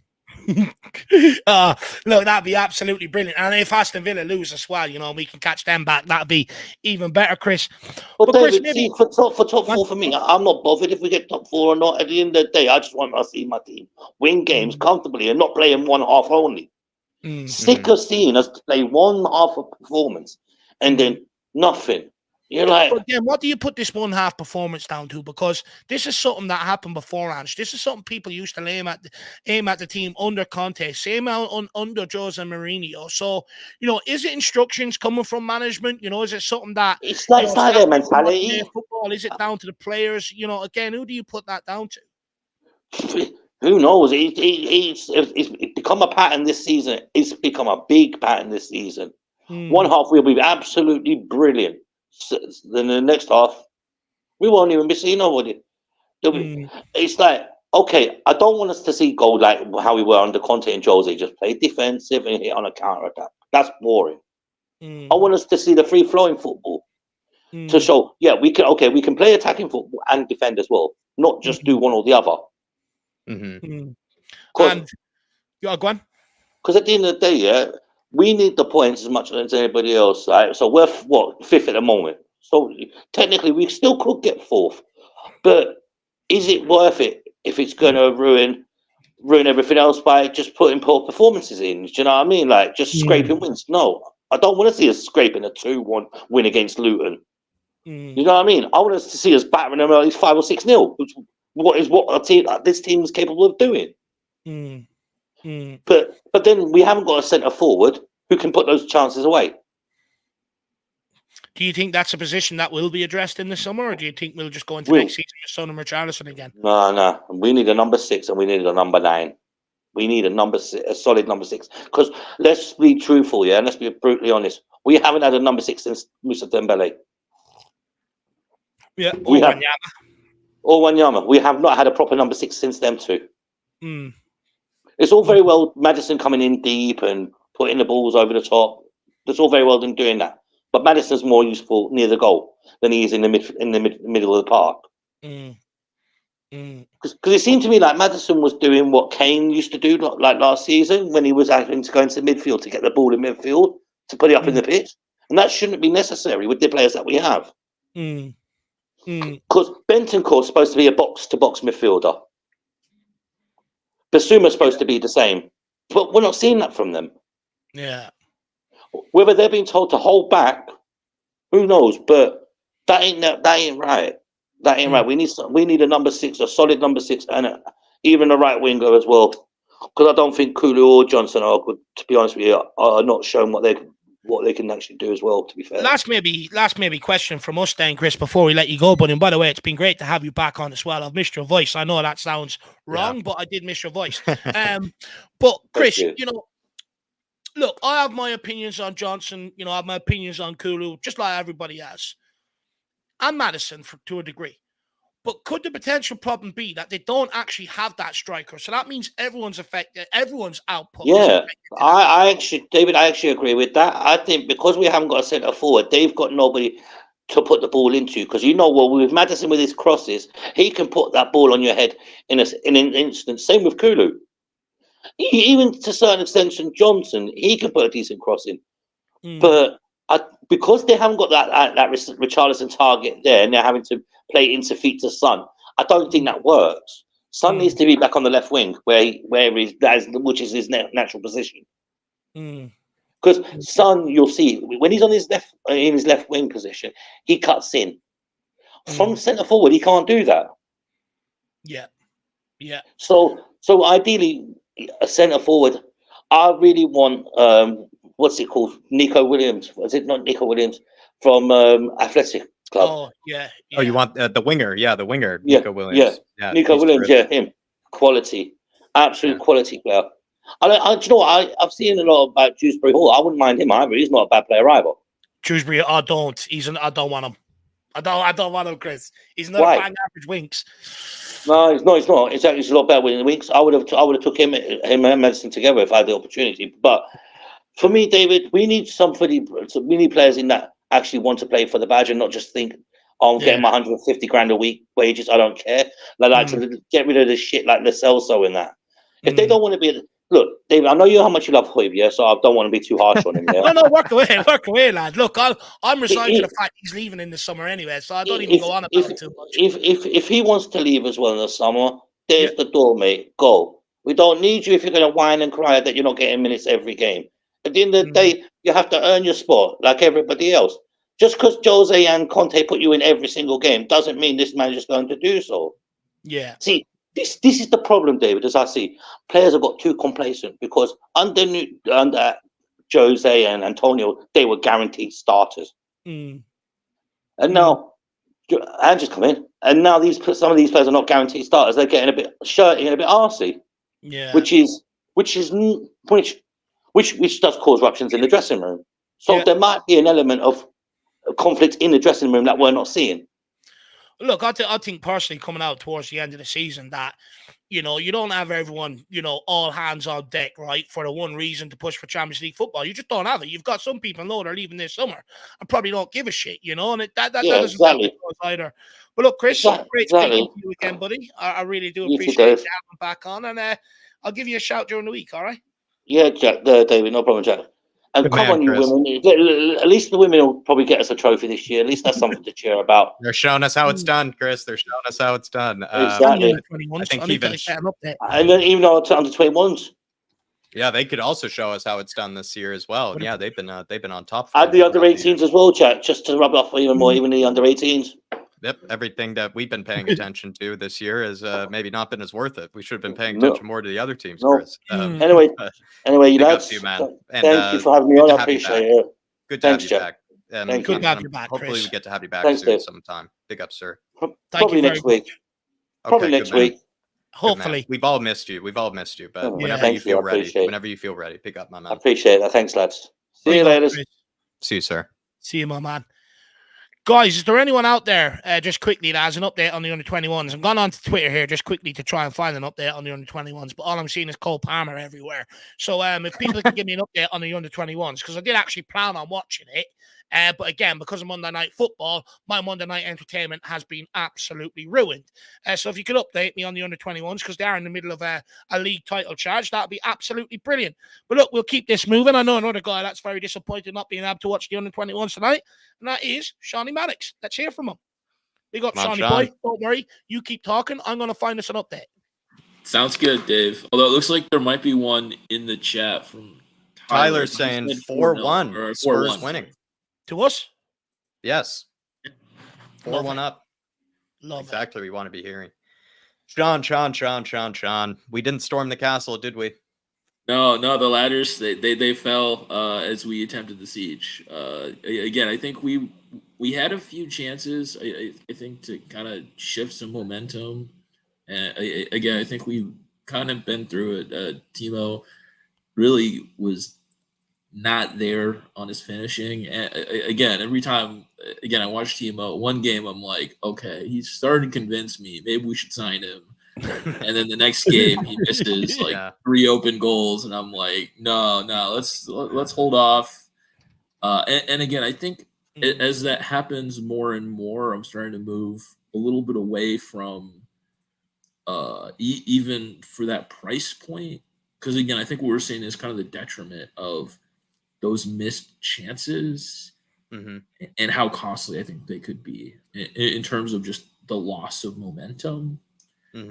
I honestly, at this point, I'd be almost curious to see what would happen if you were to throw in like Iago Santiago or one of those other up and coming kind of guys through the academy, just to see whether or not they can tap in a relatively open goal and can dribble a little bit. And again, I think this system requires a very specific skill set on the wing. And what we're seeing is Timo has 2 of the 3 requirements. Again, he is phenomenal on the dribble. We've seen him beat his man and get down that byline.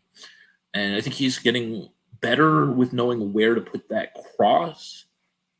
But again, if he cannot provide that finishing touch, I don't think he can work in this system. Because again, when we've seen it working at its best is Brennan puts the ball across to Timo on the other side for a tap in, or Timo puts it across to Brennan, and what we've seen is only Brennan Johnson currently is consistently getting to that back post and putting that tap in. Again, they aren't hard chances.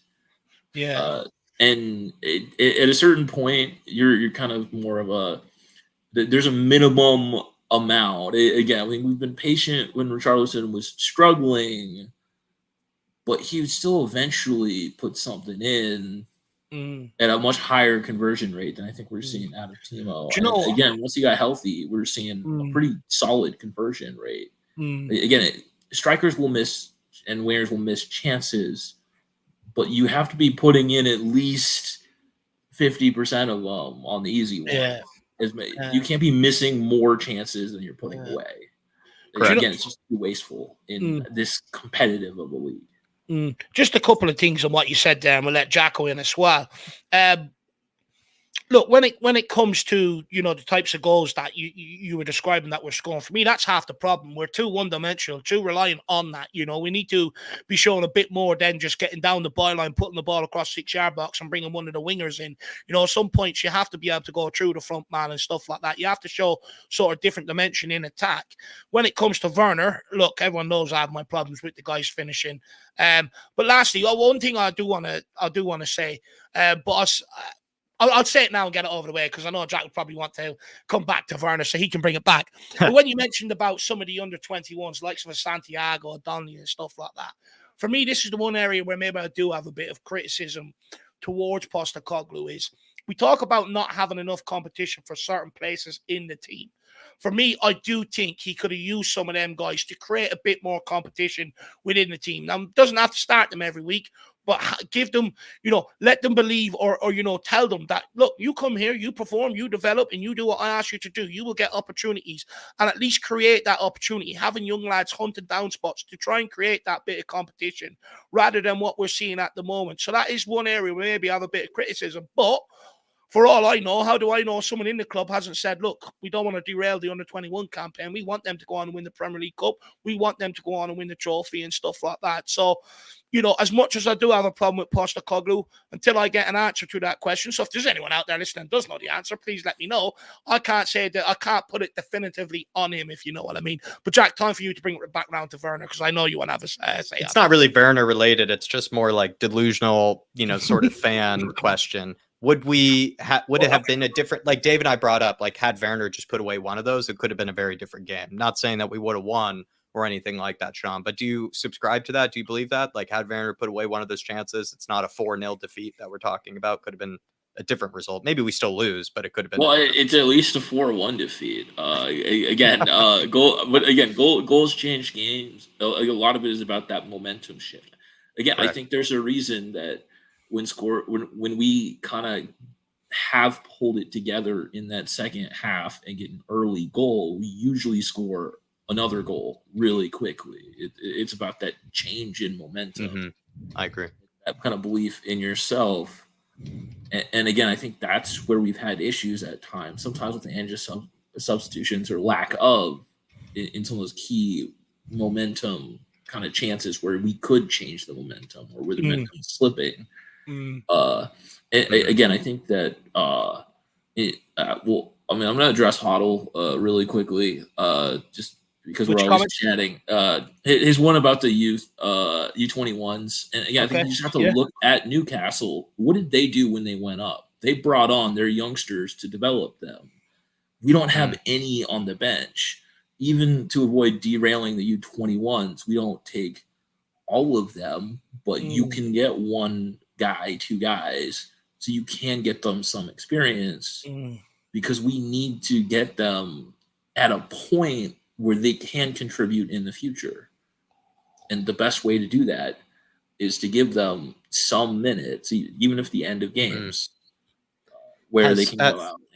Has Eddie Howe benefited, though, more from the injuries? Like, he's had maybe more opportunities to give the kids these chances because of all the injuries, because of all the games. We had just as many injuries throughout the season where we could have. And again, a lot of the problem I see is not that we're not playing these. It's that we have so many players in the fringes of this squad with no future at this club that are taking away minutes that could go to youngsters to develop, especially in games when we've put it to bed to a degree, and some of the time they're not being brought on to win the game.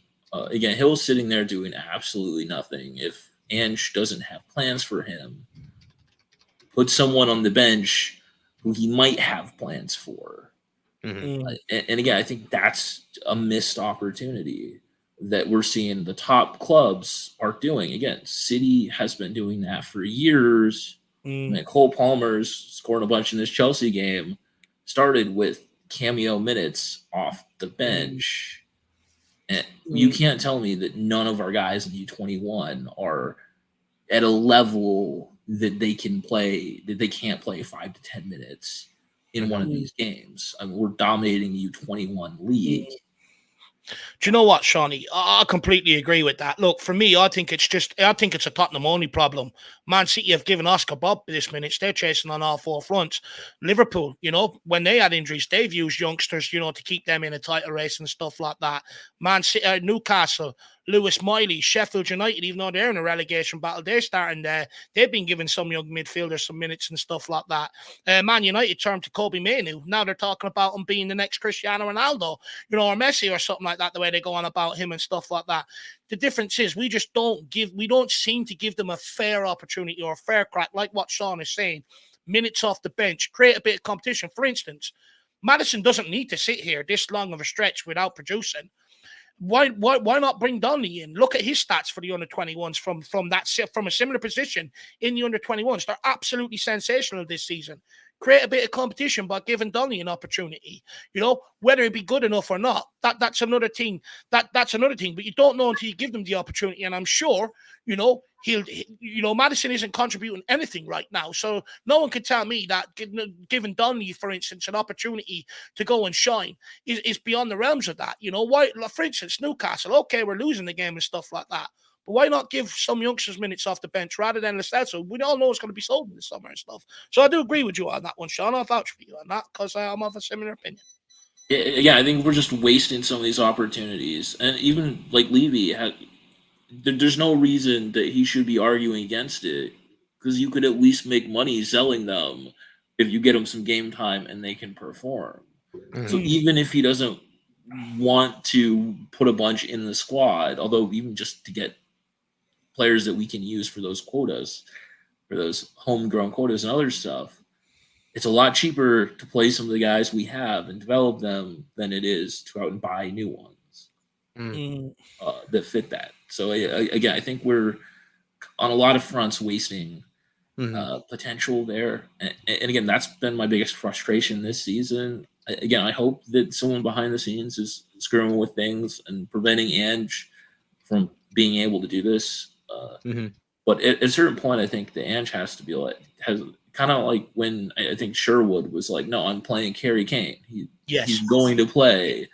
Ange has got to go if he's getting told not to. Just be like, no, this guy's going on the bench, and I'm going to give him minutes, and you're going to deal with it to a degree. And again, I think that there really isn't a way in which anyone can justify not giving some minutes, especially with the investment we're making in the youth academy and the setup. Again, if there's no pathway, there's no point. Well, so King Hoddle's coming back here to you, Sean. He's saying what happens then in the window. We don't go big because we have Donnelly and Phillips slot. I mean, we didn't do too much while they were kind of sitting there. I mean, we didn't buy a striker. We have Police chilling, but we haven't done enough. I think that us not going big is more of the club not doing its job more so than whatever reason they make up for not doing it. Again, there's in terms of transfers, there's just a lot of work that needs to be done. I think you made the point earlier is we don't have a striker other than Richarlison. Again, that's a hole in the squad. We don't really have a DM that's doing it week in, week out. Basuma, I mean, you could argue he's playing as a 6 or a DM. We don't have any competition for him, even if we're counting it. So that's another spot where you have one player who really fits that role. We don't really have a left back. Ben Davies has shown that he can't play at left back anymore, regardless of your position on him. He just doesn't have the pace and the physicality to cover the ground in left back. That's why he's been playing centrally. And that again, I still think we should probably move him on in the summer. But again, it's really more we just don't have a lot of backups or competition in the squad. So I think that has to be the focus in this upcoming summer. And then again, there's a lot of guys that should hopefully be moving on. Again, we can't keep Sessegnon around. He can't play. He's never healthy. Lo Celso is rarely fit to play. There are too many guys that just aren't available. And then when we have injuries elsewhere, we have no one in the squad. And it really has shown this this summer, or not summer, this season, where we have kind of just a lack of opportunity and stuff. So again, I think that's the focus has to be, is moving on these guys that aren't fit. Again, Solomon is another one that I have some concerns about. Again, we don't know exactly what he can do, but like before we got him, he had some injury problems. The previous season, he hasn't been available pretty much this entire season. Again, he feels like another one that's just going to be a Lo Celso or a Sessegnon, where they're out more than they're available. Yeah. And that's not something we can put up with. Again, we need to bring in some guys that provide competition. And so again, I think a mix of talented players to kind of improve the squad, and then filling out those fringe ones with some of our youth academy players, people who have a future at the club. So I'm really kind of hoping that the next step in the process is hopefully to start integrating some of those youth academy players and to fill kind of those backup. Again, Ange has said that he wasn't happy with where the squad was, and it's a work in progress. And again, I think we need to remember, and man, this is a rebuild. Most people were, Spurs finished 10, etc. There was not a lot of faith at the beginning of the season from a lot of the fan base.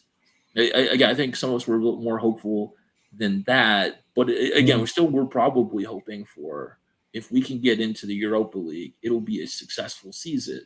And I think that's still a pretty good metric that we need to kind of stick to. I mean, realistically, we could get fourth and go into the Champions League. If Villa slips, I don't actually think that does any good in terms of kind of fully helping out the project. I think we're too early to really compete in the Champions League, where I think the Europa League is a competition we could actually compete to try and win and go in. And it's also a chance to develop the squad even further.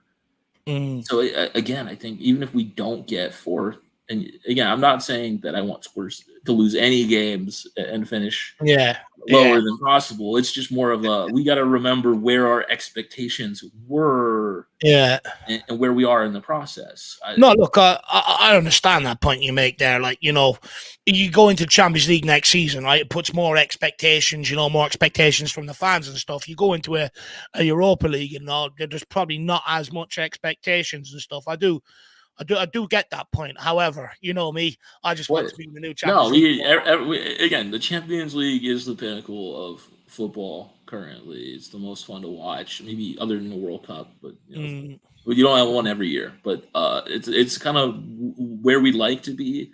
But again, I think that if we aren't in the Champions League, I don't honestly think it's the biggest kind of drop off. I think we get a chance to really kind of I hear you. Do a bit more work, because again, when we go in the Champions League, I want to come in to win the Champions League. I don't want to come in there to be a participant.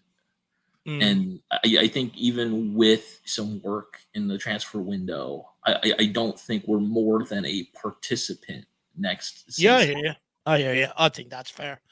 I think that's fair. Look, be interesting. I think that's a discussion or debate, we might have to bring up, during the week or next Monday on the fan show when there's no Spurs game to talk about. But Shawnee, really enjoyed chatting to you this evening, as we always do, my man. Really appreciate your time. Thanks for putting up a brave face, Sean. Appreciate you, sir. Again, I it's a process. It's not a brave face. I believe in Ange and the process. Although I did take the rest of Saturday off, I was just turning the football off And, Good man. And I enjoyed Arsenal losing. That definitely cheered me up a bit. But yeah, say the Sunday made things a lot better. Sunday did. Saturday, I just turned the football off and was like, "We're gonna watch anything else." Yeah, that's probably smart. That's probably smart. Come on, you Spurs. Come on, you Spurs. I hope you have a good rest of your week, Sean. Yeah. Good man. You too. Appreciate you.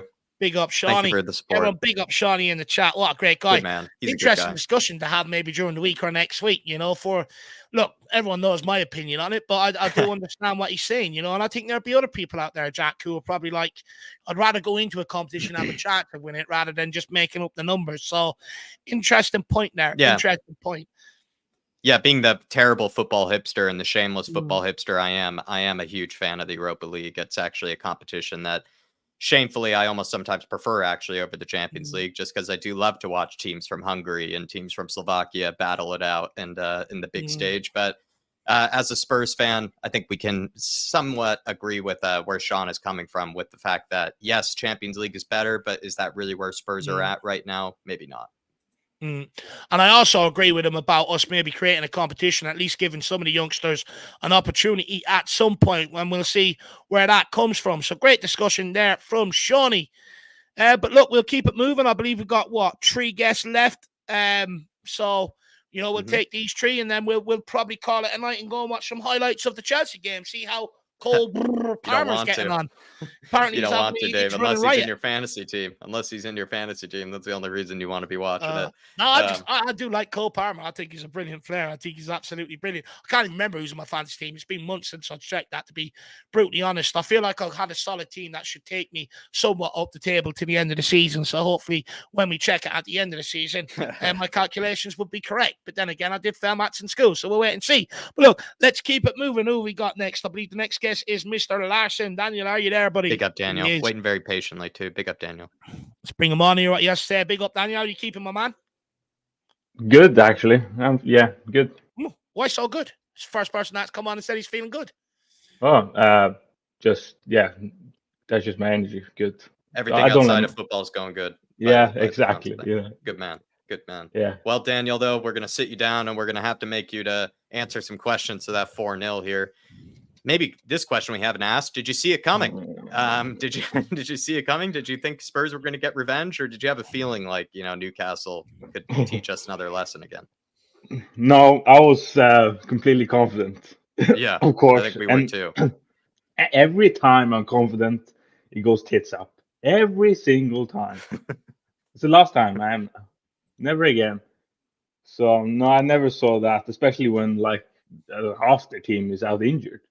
And they had reserves, midfielders, some of them, of course, and to play like that. But I want to give first of all, anything else, give full credits to Newcastle because they fully deserved it. They battered us, they bruised us. Isak and Gordon especially couldn't deal with them at all. Mm-hmm. And Isak is probably, that's the player striker we need in our team. Why? Yeah. What's about? Well, you look at him, strong, fast, can finish.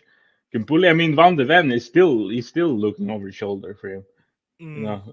So when you can do that to one of the best centre backs this league this season, just incredible. So, but yeah. And do you feel like some people had brought this up that Newcastle did a bit of both to us? They pressed us really high in certain periods of the game, but then they also would sit back in kind of the right moments. Do you just think that defensively too, they kind of just caught us out? Like they really just, they really marshaled us. It felt like they just knew how to cause us problems in different ways defensively. Yeah, that high line, didn't help. Eddie Howe did his homework completely. Mm-hmm. That second half, he kind of changed it up and it worked for him. And also, set pieces. We can't have set pieces at all. And they had so many corners, and we didn't win one-handed. I think. I think Vicario won one. He grabbed one, but that's it. We were so bad from set pieces. Daniel. Dave and I were complaining that I don't even know if we won one header from the set pieces. It was just free header after free header. Harvey Barnes was winning headers in the box. The smallest players win the header. I don't know if that's ever going to change. Even people say we need defensive. Well, we had that. We had that, but we never, even who's manning us, we're never going to be good at corner defensive corners. What were we going to say, Dave? Sorry. Oh, sorry. I was going to say about Vicario around the set piece. There's a lot of focus on Vicario from the set pieces, which I understand to a certain degree. But is it more than just Vicario? Because when you look at the players, like a lot of them aren't challenging for things and stuff like that. And a lot, you know, how many headers have we seen where people aren't even challenging the guy rising for the ball and stuff like that? You know, we had Gianni Vio. I'd argue it sort of still didn't improve defensively and stuff like that. I mean, we've changed players, you know, we've brought in different guys across the back line to try and improve it and stuff, and it's still not improving. Where are we going wrong when it comes to set pieces? I mean, you guess as good as mine. I don't know. I mean, it feels like sometimes it's scared to head the ball. Oh, my head hurts. I can't head the ball. Do you think it is just down to bravery? Do you think it's down to not being coached? Well, you coach and you can't coach down. I mean, coaching is not, you know, I mean, if you gotta be coached how to head the ball, I'm sorry, you shouldn't be. You don't need that. I mean, come on now. If you know what I mean. I mean, I feel like, struggling to find the words here. Jesus, but I'm not having it. But of course, we need work there, haven't we? I mean, we need someone to just do work. I mean, there's some part of the coaching stuff just need to work on that 24/7.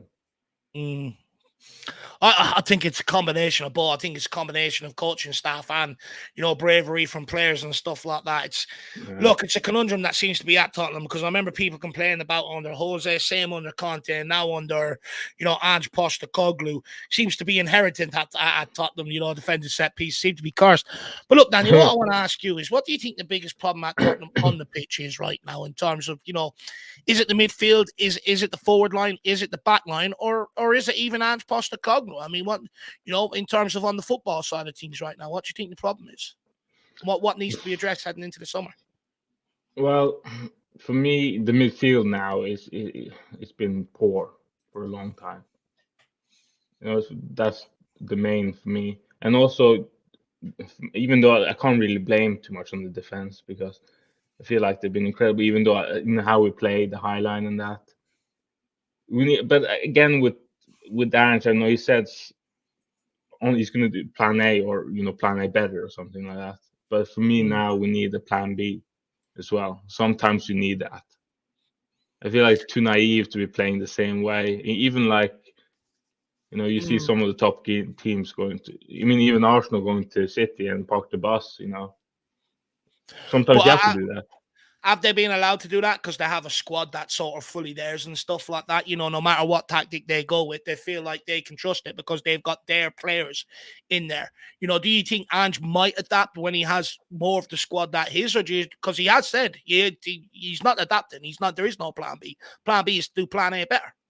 Yeah. Well, you hope so. I mean, we got to give, you know, as long time as he need to be able to get, you know, all the players he wants to get. I mean, this again, his first season, and he's done better than anyone could have guessed, really. So, yeah, I don't get all that. I mean, I've seen some outrageous, you know, Ange out that I don't understand, and it makes me. I'm speechless, really. What do you want? Again, I'm going back to this. What do you want, fans? We've had Jose Mourinho and Conte managing us. You didn't want that. You didn't want, and now we have this. You don't want that. I don't understand you. I feel the same way, Daniel. Yeah. What is it you don't understand about Ange out then, Daniel? Why do you think it's the wrong move? No, because he's playing this brand of football that everyone craves, and he's been playing when it works, it really works, you know, and it's some of the best football you can see, really. And he's been here for how much? Not even a season yet, and we're far ahead of schedule. You know, I'm sorry, I'm not. I struggle to explain it really, but you know. I don't understand really. No, look, because we can't. If you're gonna keep changing manager, how's that gonna help? No, look, go on, Jack. No, Dave, you're about to go. No, look, I sort of agree with you. That's where I'm at with it. Like we can sit here and keep putting the pressures on the manager, but I do believe half of the ANGE out. Oh, I can't speak for it because I'm not of that opinion, but I'm only sort of maybe guessing that's frustration more at the football club and the ownership rather than Ange Postecoglou, and it's maybe being directed in the wrong way. I hope that's the case anyway. But I'm with you. I'm of the opinion, if you want to eradicate some of the things that are inherent at Tottenham, like, the losing culture and stuff like that, one manager ain't going to come in here in one season and change it.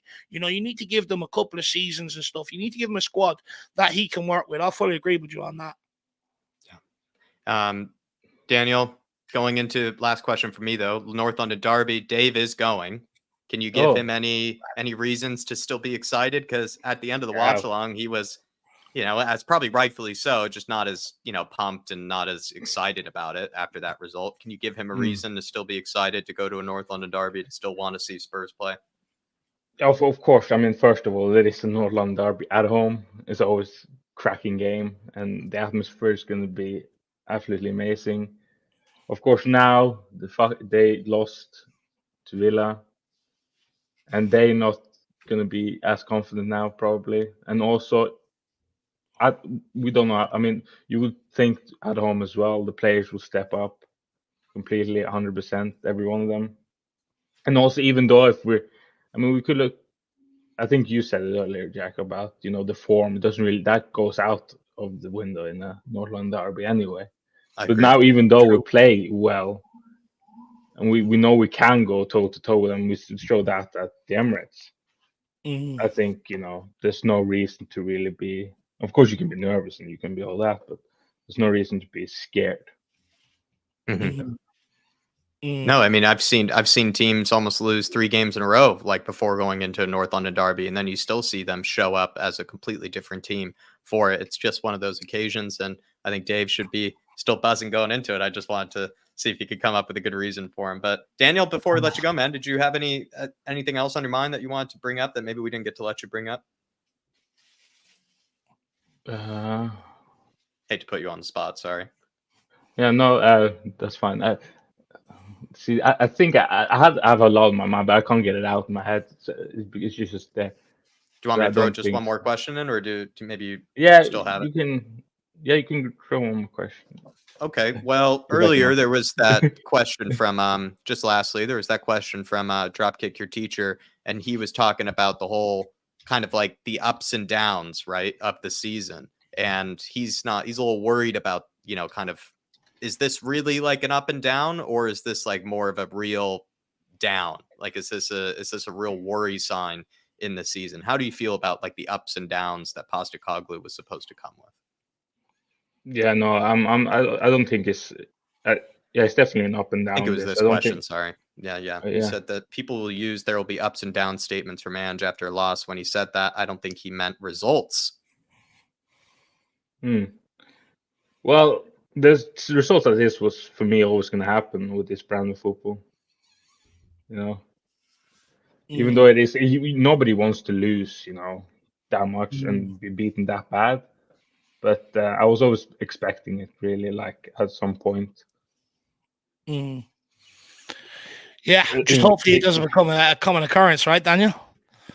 No, definitely not. I think, next season and all that, I think we're gonna get better, and yeah.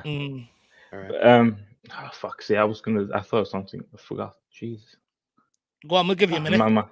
No, it's fine. I just.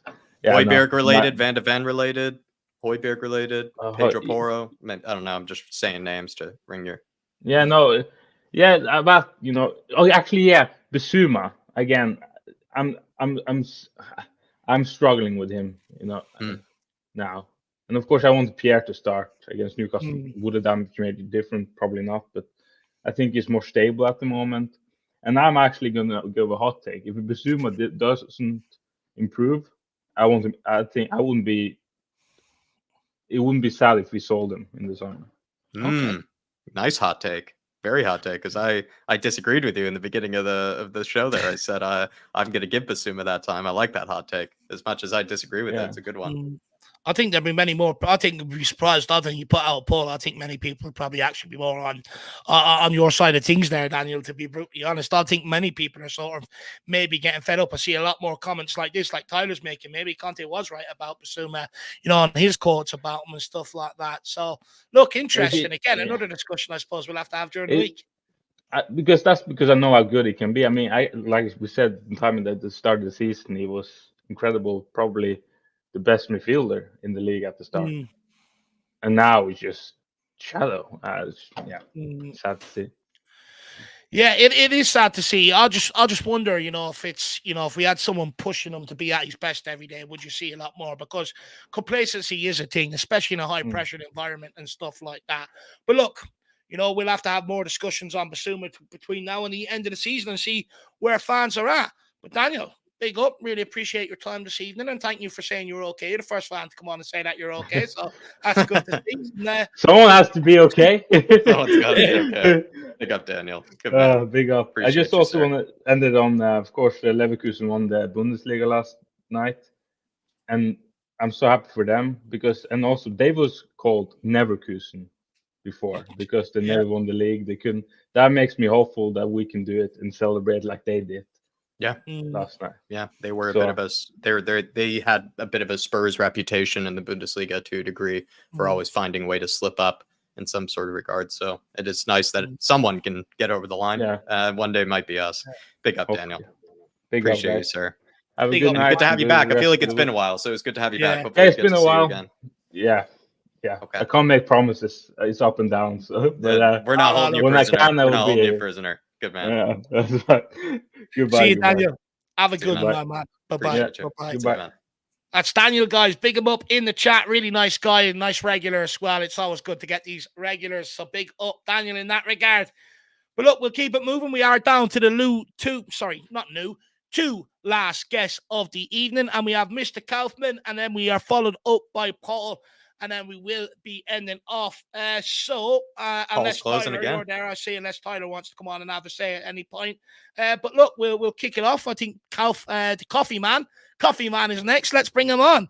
Can you smell what the Calf is brewing? How are you keeping, my man? We're doing all right. It's another day in the history of supporting Tottenham Hotspur Football Club. It's a up and down. It's a bit fun. It's miserable. But I avoided the game on Saturday, and it was the best decision I made in a while. It was brilliant. don't know how you managed to avoid it, to be brutally honest. One way or another, before the game, after the game, or during the game, especially with all the reactions and stuff. But look, Ben, where are you at when it comes to, the whole Postecoglou thing at the minute? In, out, I see it sort of, getting a bit like what it was under Conte last season, how it started, where the out was becoming a bit more popular. Where are you at with Ange Postecoglou right now? It doesn't matter what manager you have at the football club. The culture of the club has not changed in 24 years. And that's something put me in as the most pessimistic, probably one of the most negative fans on the planet.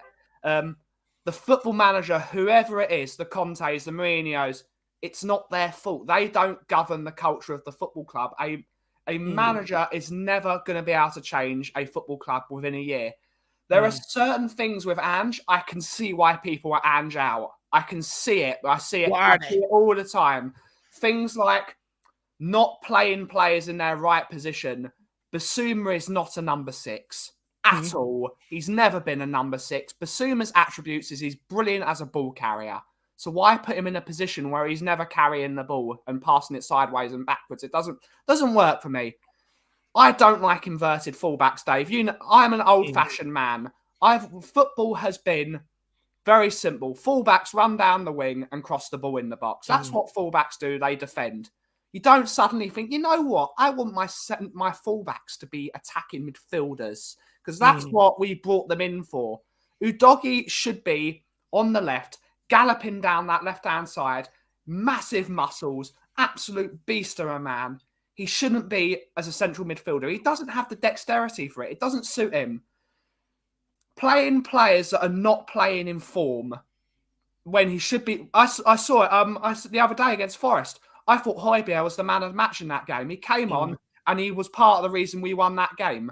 flew into tackles, won the ball, passed the ball into the channels for the Timo Werners and the Johnsons to be able to take on their fullback.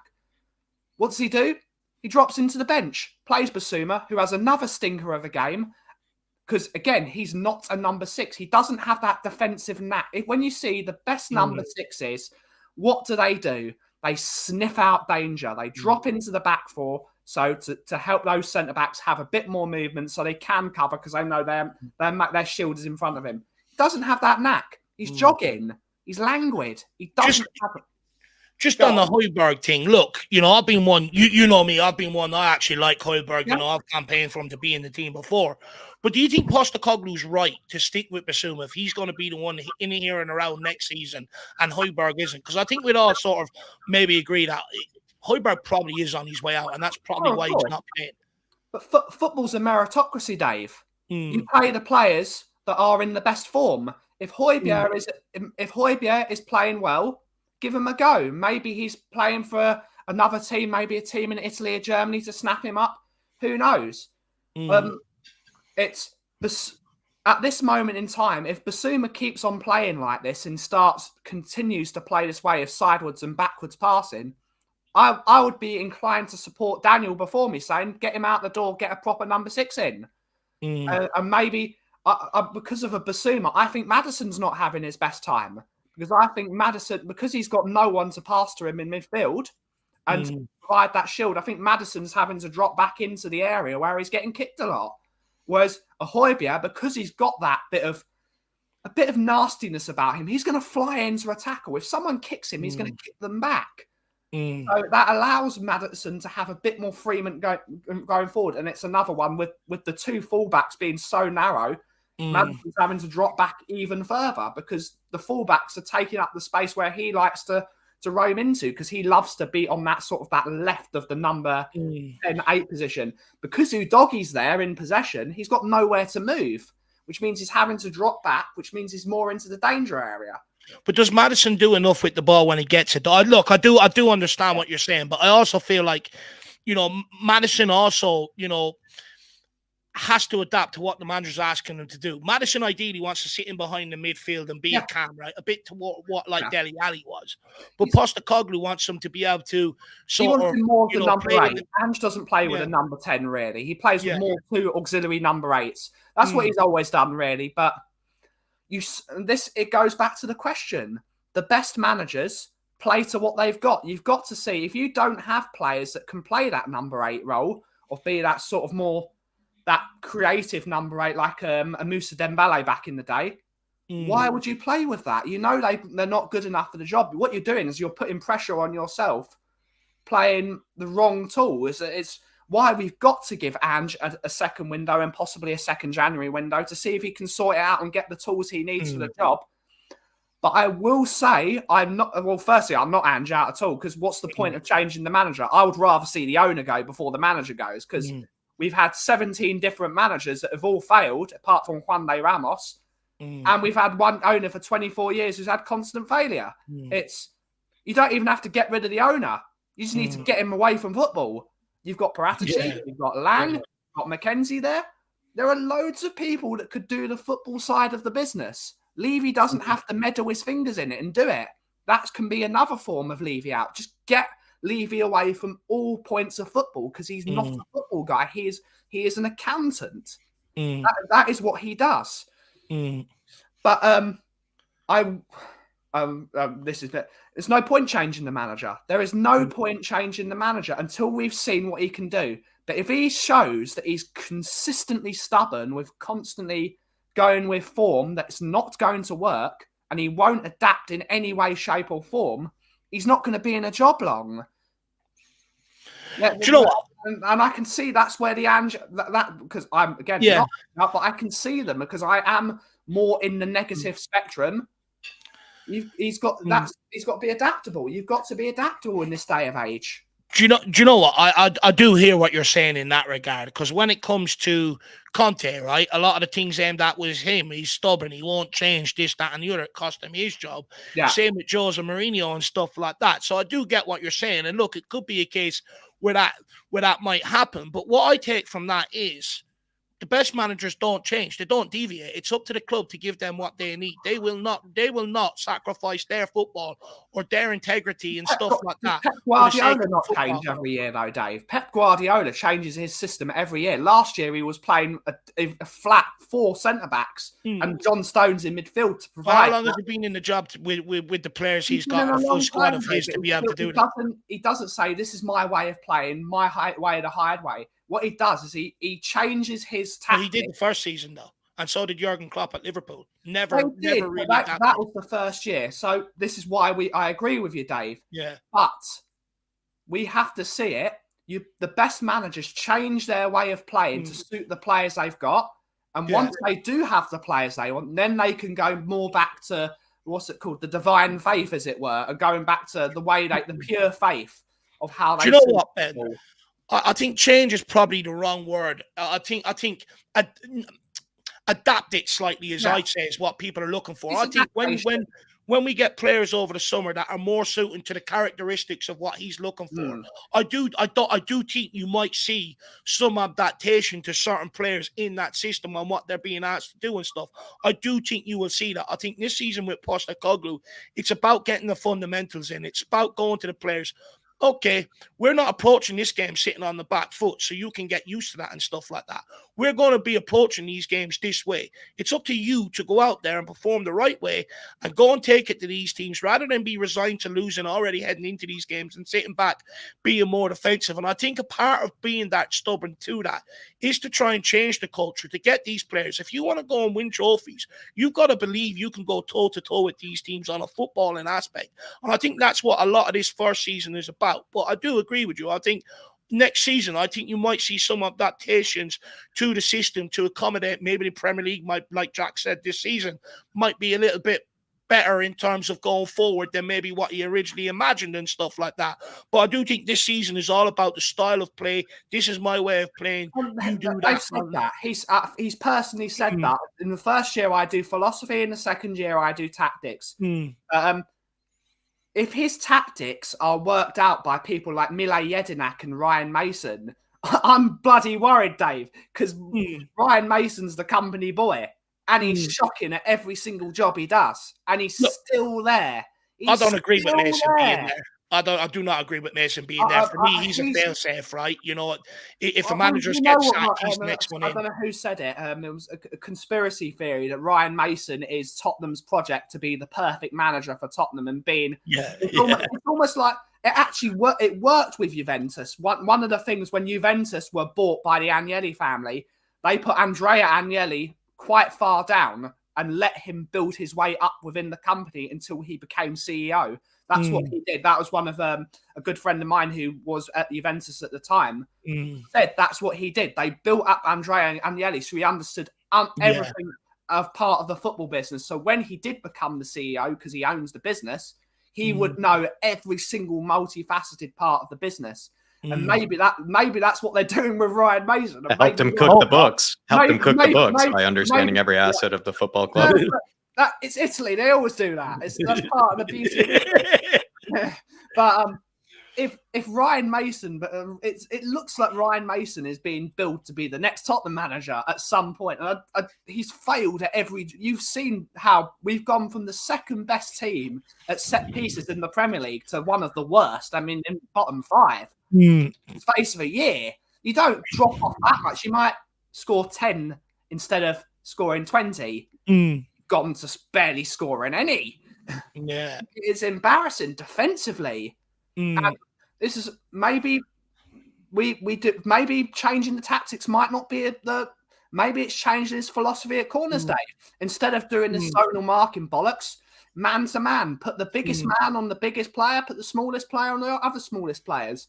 It might just be that simple. Look, for me, that's always worked. I don't understand why that's just not a rule.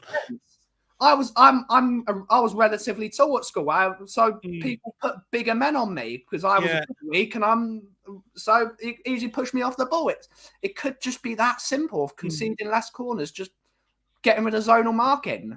No, look, for me, I'd love to go back man to man. Big men take big men, small men take small men. So simple, But look, what I will say is I do think you might see you know, a coach or two coming in over the summer that will improve things. I remember at Celtic, Ange Postecoglou was frustrated with the wingers. He brought in Harry Kewell to make them learn how to ride contact and keep going rather than going down, taking the easy way out and looking for free kicks and stuff like that. So I do think you might see some little things like that come in. But I think part of the reason why Ange got the job is because he didn't come with that huge coaching staff behind him. He never has done wherever he's gone. He's always sort of worked with what's there, seen what they can do, and then add little bits and pieces to it to create that environment. Like Jack, me and Jack had a conversation about this beforehand, maybe to his detriment, right? But, you know, we also know that half of the reason why Slot didn't come is because the coaching staff, the coaching team that he wanted to bring with him, Levy will not pay them wages and stuff like that. So he learned that with Conte. It's a bit give and take, isn't it? You know, he learned that with Antonio Conte wanting 7 men because he wanted his brother and he wanted this guy and he wanted this guy. He wanted Gianni. He wanted an entire. And I do get that because you've got to rebuild. I understand why Ange has done it because he doesn't want to mess up the club that he's just left. He wants to keep it sort of intact so they can move on after him. But at the end of the day, this is business. And for Ange to work properly, he's going to need people that he trusts because I don't think you can trust Ryan Mason, personally. I agree. I agree to that. I think Ryan Mason is part of the problem. I think Ryan Mason is one of the guys that's talking to Levy behind the back. He's eyes and ears, isn't he? He's his eyes and ears. Yeah, he's his eyes, and is why one of the reasons Ange wanted Eric Dyer out the door. Best mate for Daniel Levy. Who gives Eric Dyer a bloody a documentary? I certainly don't. I'd make a comedy program, but not a documentary. It'd be a brilliant comedy program. But we've got too many people that are undermining each manager. It's never been the managers at the fault of Tottenham. There's always one consistent problem at the club. And he either needs to mutate with the years of football and see that owners cannot always get involved. This is not Jack Walker, 1994 Blackburn Rovers, of the owner being like the life and soul of everything. Do you ever see the Man City owner getting involved with football transfers? No.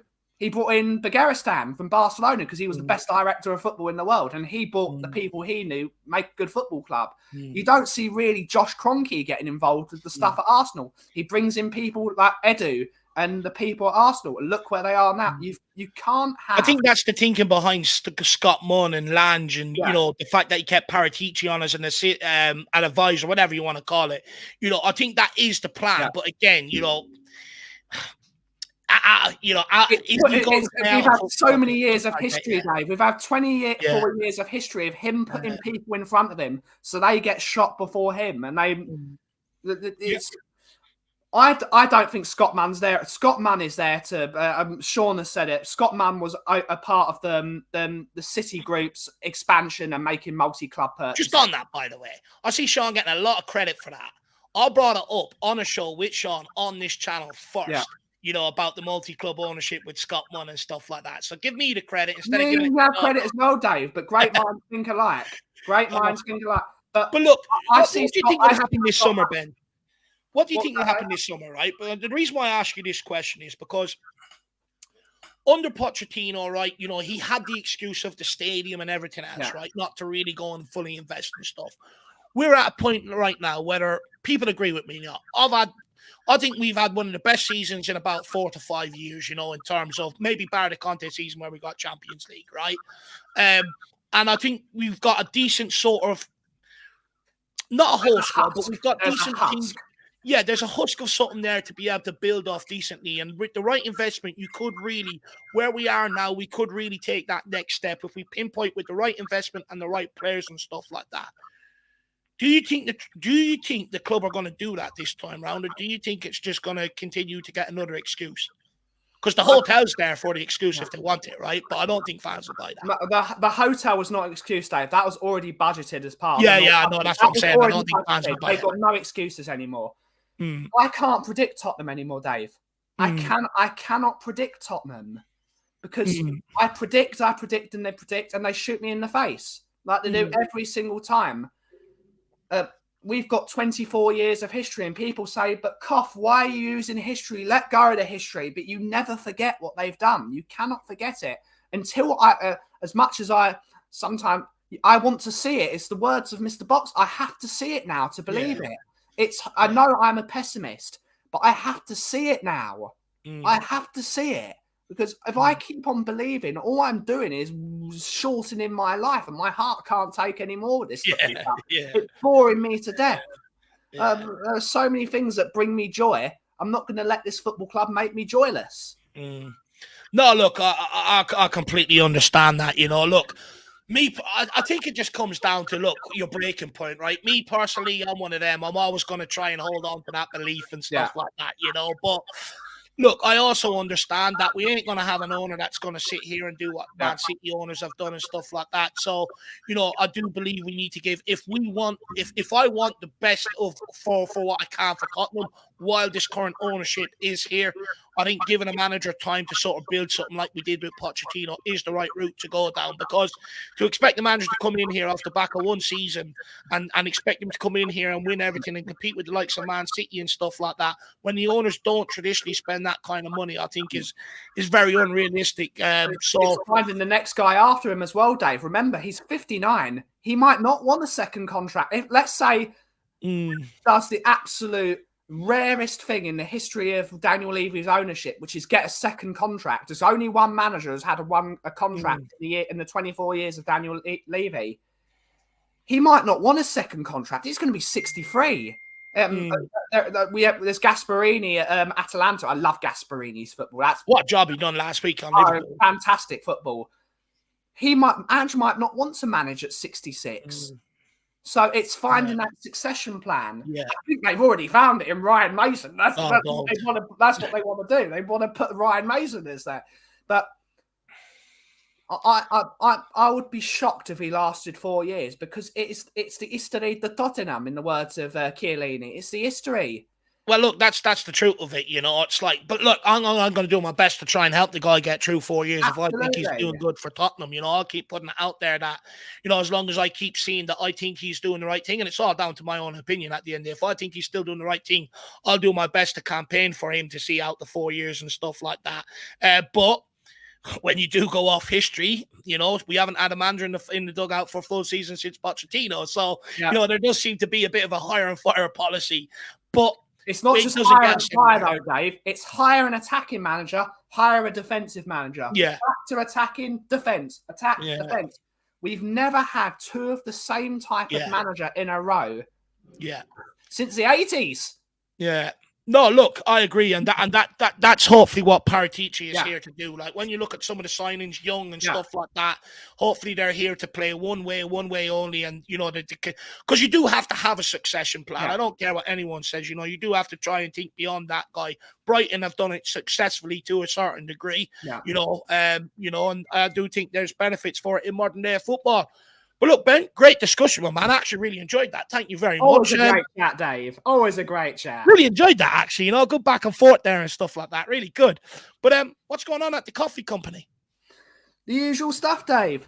Place of chill, drinking coffee, chatting about random nonsense with Bobby Kay and Kuva, my two partners in crime. Just having a laugh, really. It's a good place to be. We just try to have fun wherever we can, Dave. It's a difficult world at the moment. There's a lot of people that are struggling, and there's people are down in the dumps, and we try and make people's day a better day. Place of chill, 2 p.m, the coffee company. Come and visit us. It's always a great time at the coffee company. Always welcome. Let's have a laugh. That's 2 o'clock. Yeah, 2 o'clock. It's nearly every day of the week he's on at 2 o'clock. I'm sitting there on my computer at lunchtime and Ben's streaming. So, guys, make sure you do check out Ben's channel. I'd also say, if any of you are coffee lovers, I can vouch for it, and I'm not just saying that, but when I am over there, I tend to make my way down to the coffee shop and I have a couple of coffees, and it is really nice stuff. And I'm not talking about just on your own quick go stuff to keep keep you awake and stuff like that. I'm talking if you enjoy the taste of coffee and stuff, get on to Ben. He's got some really good coffee there. So Ben, big yourself up, my man, and appreciate it. And people, if you do love the coffee, he's your guy. That's the guy. And as usual, David, if you smell what the cough is brewing. Cheers, boys. Cheers. Big up, Ben. Boys, really cheers. appreciate it. Enjoyed that. Yeah, And we we'll didn't speak have a again soon. conversation for a change. We're too busy, me and Dave, talking. I tried to call you out on your Agnelli piece because I think he learned all of the ropes of Juventus to learn how to cook the books and bring down Juventus. That was it seems to be he did his well. MO. But Do you know what the problem is, Ben? I don't shut up, and Jack's too. He's not mean enough. towards to the end, over me. anyways. Towards the end, anyways.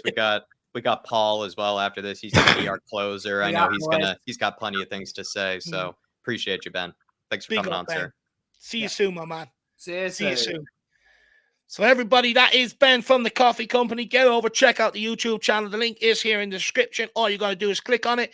And if you do enjoy coffee and you're a proper fan of coffee, a bit like myself and Jack, we do appreciate a nice roast, a good blend.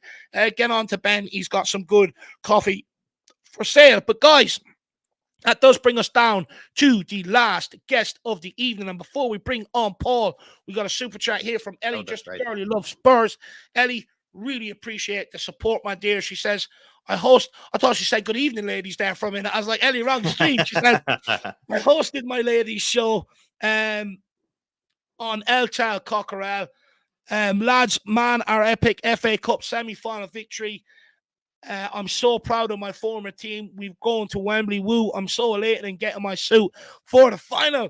That'd be you should get a nice little Spurs suit there, Ellie, and stuff like that. That'd be awesome. But look, fair play to them. I mean, the winning header, she challenged well for it. She rose in the air, and competed and got her look from it. It was a very good header to send them into the final. And do you know what? I wish them the best of luck. I do hope they go on and win it, to be brutally honest with you, and I'll be rooting for them. So hopefully they can do us proud, Ellie, eh? But what a great day for them. What a great win as well at the Tottenham Hotspur Stadium. Beautiful, beautiful. Yeah. Jack, anything you want to say about the women's making the final? I was watching it, Ellie. I woke up. It wasn't too early, but it was a nice Sunday thing to wake up to. And it really did actually, probably of all of the things that had happened on Sunday, from the Arsenal crumble to the Liverpool crumble, that was actually the one that had probably, helped me swallow that 4-0 result actually the best and the easiest, because at least I could be a Spurs fan over the weekend. It was after that 4-0 defeat, I was like, God, not a fun weekend to be a Spurs fan. But then for the women then to go to the final, I was like, oh, it's great to be a Spurs fan again. So that helped me cope at least a little bit, help with my copium over that weekend, Ellie. And I'm very proud of them. Ash Neville, I saw as well, who's I think celebrated recently, obviously some huge milestones for how long she's been with the club. She's a true Spurs fan, but to see her be able to get the rewards, of going to the final. I believe it was Martha Thomas as well. I remember seeing a header. I love a header for a winner. I'm especially a bit of a purist that way, where I do like a thumping header for a winner. And it was just a great game to watch. It was back and forth. I really like Rob as well. He gives me, kind of feelings like Ange does. They speak sort of differently to each other, but they very much have this sort of friendliness to them, and this kind of you want to fight for them, you want to run for them. And Rob seems like a really good guy, really good manager, clearly very good manager, but does seem like a very smart guy. I really like this women's team, actually. I'm very proud of them. I'm just very happy for them. It was nice to be a Spurs fan this weekend, Ellie. They gave me that chance to feel like a Spurs fan over the weekend, and we're going to Wembley. Come on. Cheers, Ellie. By the sounds of it, you can take Jack with you. You two will have a right all day there. I was buzzing. It was early in the morning. I was just drinking my coffee. The missus was sick in bed, so it was just nice to watch, watch a team win. That was your own team. It was terrific. And for it to be a final as well, even better. Congratulations to them for sure. And Ellie, you got a big day out at Wembley, so hopefully you do enjoy yourself. Fair play. I really appreciate the support, my dear. And guys, if you want to know more about, the women's semi-final, I think Ellie was putting something together with all of our stuff from the day at the game, recordings and stuff like that. So I do get over and check out El Tal Cockerel on that. Big up, Ellie. Lee Harvey, member for 2 months. Big up, Lee. Really appreciate the support, my man. Thanks for scoring for Spurs for fun. We should use them. Do you know what? When it comes to Lancashire, just quickly, my man, when I've watched a lot of the under-21s this season, I actually don't think a lot of Will Lancashire's all-around game is completely there. But he scores a lot of goals. And I'm sort of thinking, could it be a bit of a Harry Kane situation? Now, of course, it's a 1 in a million. But, the fact that all that other stuff might come a little bit later, but the one thing that people hone in on is his finishing, because it was the same with Harry Kane. Everyone said about Harry Kane, speed, maybe some of them maybe accusing him of being a bit heavy back in the day and stuff like that before he made the break into the team. But the one thing that kept him on people's radar was his finishing. It's the one thing that everybody noticed. And I just wonder, to a degree, could Will Lancashire be that guy? Because, you know, when you put him up against like Santiago Donnelly, I think the guys are a lot more creative than someone like Will Lancashire would be and stuff like that. I think they've got a lot more to their game. But when I look at Will Lancashire, and something I probably haven't given him credit for, there are goals this season where a player's gone to clear and it's hit off and gone in the back of the net. But it takes one dogged guy to put yourself in front of the ball like that and chase it down and stuff. So you probably earn your luck to that degree. So, look, one to keep an eye on, and I'm just not quite sure where I'm at with where I think his career is going to go yet in that regard. He's just a big, tall number 9, and it's nice to have someone like that come through the academy, a bit of a more of the typical proper number 9 type of build. Someone like, again, you know, I'm kind of a big fan of. He does give me, like, I don't know, Dave, like, he does give you, like, might sound like a silly comparison, but like you know, like players back in the day, like Benteke and guys like that, who were just kind of like strong, big, tall players. They weren't a part of creative play. They were part of the finishing. You know, it was about them finishing the chances that are created for them. And Lancashire gives me that sort of vibe, as did Harry Kane, like you said, when he was a young player. No one knew he would have the creative ability that he developed, but it was more about he's finishing the chances. He's doing what a striker does, and that's all you really need to do. It sometimes is that simple for them. Just bury the chances and people will take notice, and good for Lancashire for that. He's tall, he's strong, you know, he's a lot bigger than other kids his age. So I like him a lot.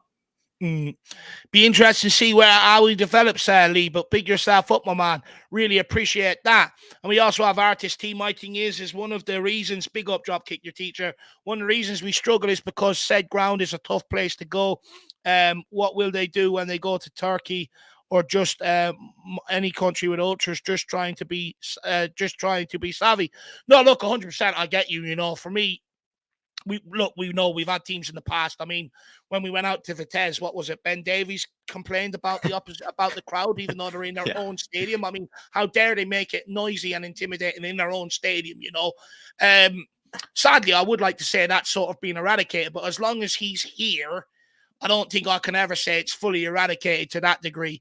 And we know we crumble in atmospheres like that. Let's be brutally honest. If you're crumbling in some Premier League atmospheres, you're having a hope when you go across Europe. Yeah. I do get what you're saying there, because people go on like Premier League fans, I mean. Wait until you see what goes on now in Turkey, Italy, stuff like that. Yeah, very true. And Dropkick Your Teacher raises a very good point. I mean, I do have concerns about that with the mentality. The fact that even Chelsea would be a good example, right? The fact that this team for years and years never seems to show up against Chelsea away from home or even at home would be a symbol of that sort of mentality that you're kind of talking about. Also, a lot of unluck. You know, we've been unlucky on a lot of occasions, but it has been also a lot to do with mentality, I think, for sure. Big up Dropkick Your Teacher. Fair play. And, fair play. Closer time. Paul. Yeah, big up. Let's get him on. Paul, you there, my man? Just take off the mute icon if you're not turning on your camera. Yeah. Oh, he is turning on the camera. There he is. Get the pleasure. Both. Big up, Paul. How are you keeping, my man? Evening, I'm good. How are you two? Yeah. Doing the best we can. Yeah. Trucking along. It's painful because there's nothing we can do or celebrate until we win again. Although the under-21s are playing Man United at the weekend, so I might watch that for a bit of enjoyment. But look, Paul, you know, I know we did have a long discussion on the phone after the game, actually, about the game and stuff like that. But you know, where's your head at now? I'm just sick and tired of seeing Ange out everywhere. It's like, why are we repeating the same cycle? Ben said it. Ange goes, who comes in next? Yep. They've tried the big name managers. You know, you're not going to get Eddie Howe away from Newcastle. All these other managers we're being linked with they're in stable jobs. They're doing well. Why are they going to want to come to Tottenham? It's, you know, give the guy a chance. And you look back at some of these games and you think, and everyone's going, oh, it's Ange's tactics. And I'm thinking to myself, going, well, hang on a minute. When they play his game, we win. When they start passing it backwards and not pressing and not going after the ball, we lose. Fair point. So, you know, is it the players not doing what the manager wants? And that's what I think it's got more to do with. It's the players' mentality, the attitudes. They're turning up to games going, oh, well, we're going to win this. And then they get hammered. Same happened at Fulham. My biggest concern is that this is now happening too often, where we're not showing up for games. We did it against Fulham. You know, we did it against Brighton, wasn't it? 4-0. Brighton was another one. Yeah. You know, it's it's becoming too regular for me, where the players just aren't showing up. Maybe it's the competition. There is nobody to step in. You know, people say, "Oh, we can have this person come in or this person come in." Well, you were having a go at them last week because they didn't perform. So what does Ange do? He can't put in, as you said, the under-21 team because they're not ready yet. You know, it's all great seeing them firing goals and stuff like that, but you can't just put half, 11 players didn't play. Well, Paul, let's do something a little bit different here. State your case why Postecoglou is the right guy to be, going into next season. I just think he's level-headed, he's down to earth, and even he said after the press conference after that game, nothing was right. Absolutely nothing. They beat us in every single field of the game. There was absolutely nothing good to talk about that game. And he knew that and he admitted it, which is good to see. Yes, he didn't call the players out, but I think that's a good thing, but I'm hoping he does that in private. But I just want to see a bit of stability with the managerial team. Let him get his system back into place. We all knew this was going to be a topsy-turvy season. You know, there was no, even Ange said it at the start of the season. It's going to be a roller coaster. Yeah. You know, Hyperion is being built at Thorpe Park. I feel like I'm at the 236 top of the hill 1 minute, and then we're back down on the ground the next. You know, it's kind of, we are up and down at the minute, but we got told to expect that. So I don't understand why everyone's getting, oh my God, you know, we weren't expected to finish top 4. We're expected to finish 6th or 7th, maybe, you know, and just get back into Europe. I think he's had a great first season, considering what he walked into. I agree. It's almost like, Paul, just quickly on that last thing you just said there. It is kind of the ups and downs thing with Ange that he said would happen. It's almost like he went so long without any of that happening that he then just sort of kissed goodbye, basically, him being able to say that or him being able to use that, you know, as like something that he had referenced, you know, in the beginning of the season, because Spurs had won so many games in a row and looked so convincing that it would be unexpected that all of a sudden they would go through like a down spell and they would go through this kind of tumultuous period. And I think that's where Ange, it's almost like he cooked himself, or it's almost like he hurt himself by doing so well in the beginning, because then this whole ups and downs kind of conversation that we keep having, it's not really treated with the respect that maybe he deserves because, you know, he went so long and did so well in the beginning. He did do well in the beginning, but I also think we were lucky in the beginning. You know, we scored a lot of last-minute goals, you know, out of nowhere because we just kept pressing. Teams were knackered. You know, we weren't exactly playing blistering football in those first 10 games. Okay. You know, and a lot of people said, I think you guys said it, it was papering over the cracks. Yeah, it was a little bit. It was papering over the cracks. We were getting decisions like that one against Liverpool. You know, hate to use it, but yeah, we got lucky on that one. Yes, we've not had any luck since, but to me, that's what was happening, and that's why we were where we were. You know, and all this title talk, oh, we're going to win the title, we're going to do this, and I had no illusions we were going to be winning the title. You know, the squad depth wasn't there, and the squad players that we did have were all the players that played last season that just didn't show up. So why was this season going to be any different when he's only brought 3 or 4 players in at that point? It's fair. It's a good point.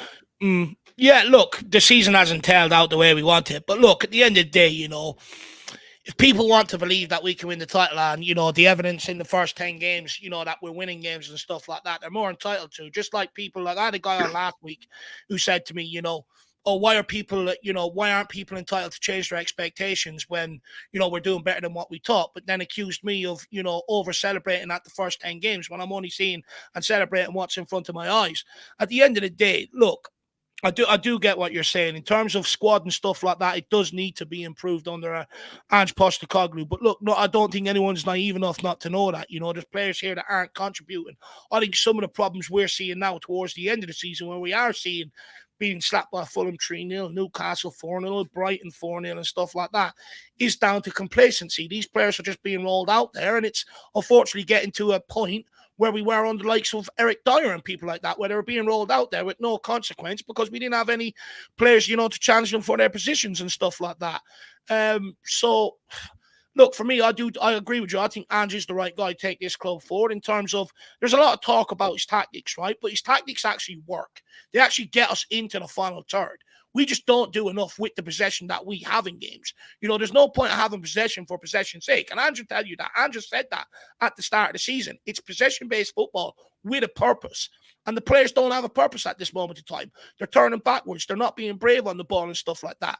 But it sits us in the final third. 3 Newcastle's goals came at the weekend from our forward line, not being able to retain the ball and losing the ball and stuff like that. You know, but in terms of the actual tactics, it gets us up to where we need to be. We just don't have that je ne sais quoi, that bit of quality, that bit of, you know, development in that forward player that wants to go and take the games to the team every week. That guy who wants to be on the headline come the Sunday morning and stuff. You know, we don't have that guy in the front line right now. And I think that's ultimately what is letting this whole thing down. I think that's ultimately where the frustration comes from. Because what I hear a lot of, especially on social media with the ANGE out, it's boring, it's just possession, we don't do anything.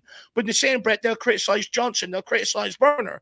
So if you're going to criticize Johnson and Werner for us not doing anything with the possession, how can you blame Ange? You can't.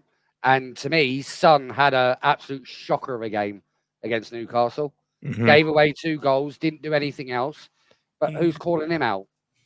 Yeah. Who's calling him out? He's the captain of the team. I was so glad when Ange pulled him off. It was like, no, you might be captain, but you're still getting pulled off. Yeah, why do you think he did that? Was it late. performance or was it saving him for the next game? Dave and I struggled to realize why he did that.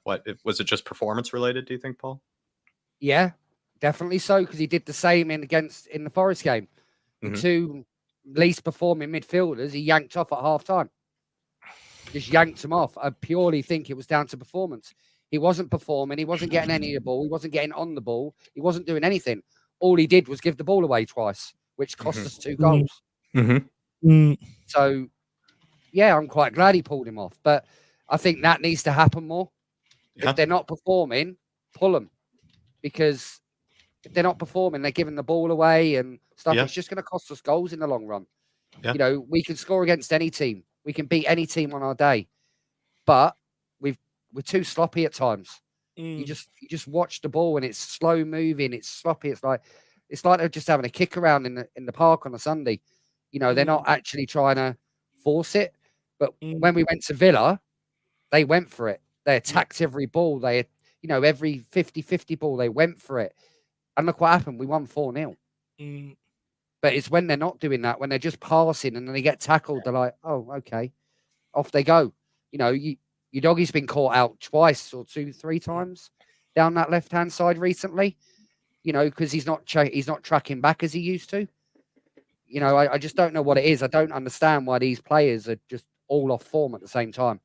Do you know what? I also think we're a bit of a weak team. And what I mean by that is, you know, come the end of the season, everyone's playing for something. Most teams you come up against are playing for something. Either to beat the drop, you know, make a late push for Europe, go for a title challenge or something, right? So most other teams are at it, you know. And I feel like, you know, when I look at Fulham, bullied, Newcastle, bullied, Brighton, bullied, and all they've done was put a bit of a press on us, turn the ball over. It happened with Werner at the weekend. He's standing there moaning to the referee. It's like, you know, the referees ain't going to protect you. How long have you had since Liverpool knowing, you know, that Liverpool game? You know, we know the referees ain't going to protect us. So there has to be an element where they have to go out and start protecting themselves, be stronger and stuff like that. Stop turning to the referee, because for me, that's just an excuse for being out bullied. You know, if I'd done that in Sunday League when I was younger, my manager would have said, Dave, stop being a pussy, get back and get that ball back for us. You know, he wouldn't tolerate it. You know, so I don't like that these players are turning around to the referees looking for protection all the time. At some point, you got to man up, realize it ain't happening, so you got to look after yourself. And I don't think we do that enough. We don't. We've got no physicality in that team whatsoever. They're scared to use it. But then again, when they do use it, we get yellow carded. You know, so it's like we can get clattered for 35, 40 minutes of the game. We have enough of it. We clatter one of them back. Ref pulls out a yellow card. You know, so are they in that situation as well? We're like, well, I don't really want to do it just in case. Like, look what happened to Van der Ven at the weekend. Yeah. Literally, it was his first tackle and he gets booked for it. Whereas they clattered us 5 or 6 times by that point and not a single card had come out. But the first one we do, we get a yellow card.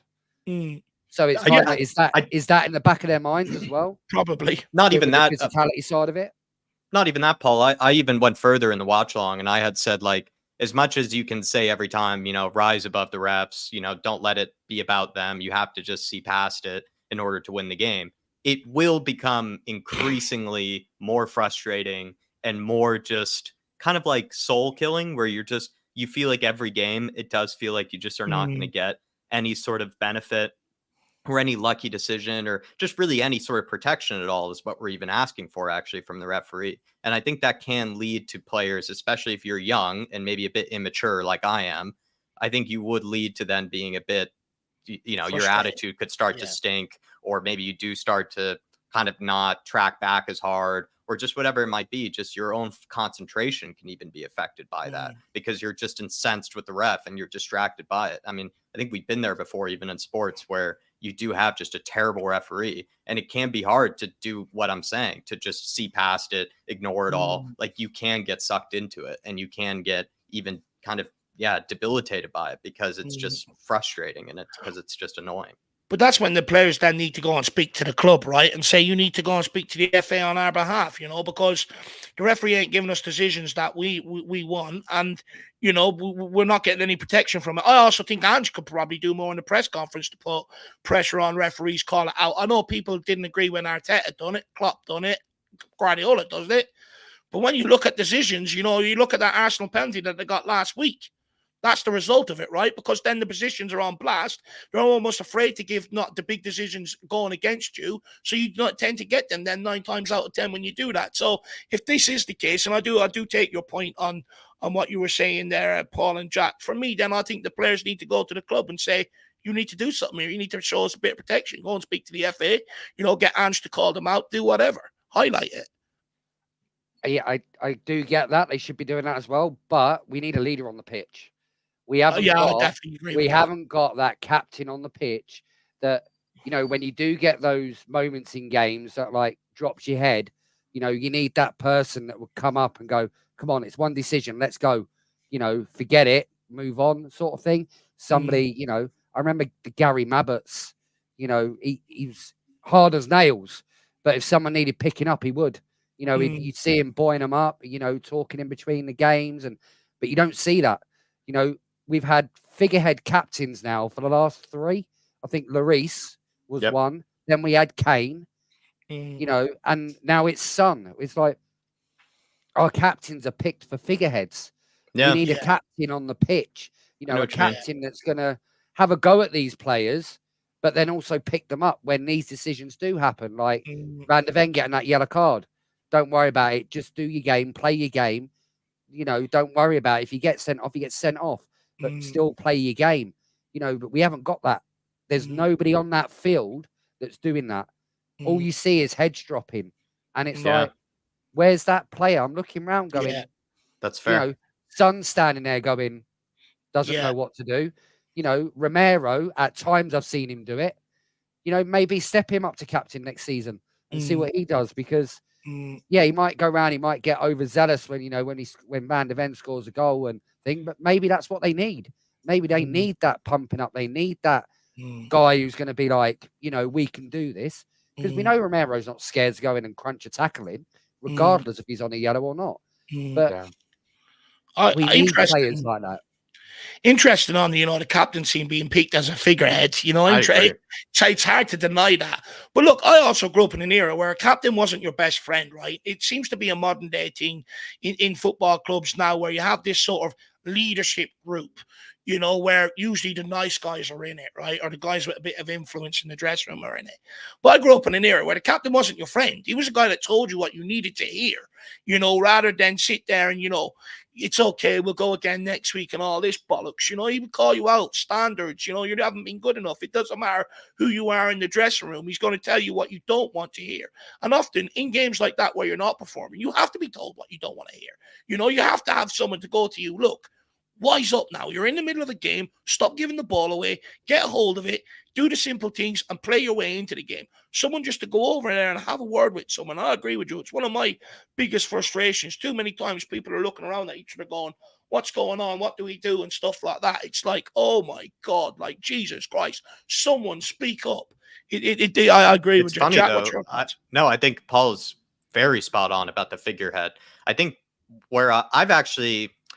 my argument with Sonny is that I didn't see him in any way being a worse captain than Lloris or Kane. But I agree with you that actually he's kind of the same exact captain as Kane and Lloris were, in the sense that they're more respected for who they are as players, not who they are as leaders. They're not seen as like leaders in the team. They're just seen as the best player in the team. Yeah. So therefore everybody respects them and everybody looks up to them. But it's not like maybe they always listen to them, or as if they really take every word they say in as if it's the truth, as if it's, as if it's being preached to them.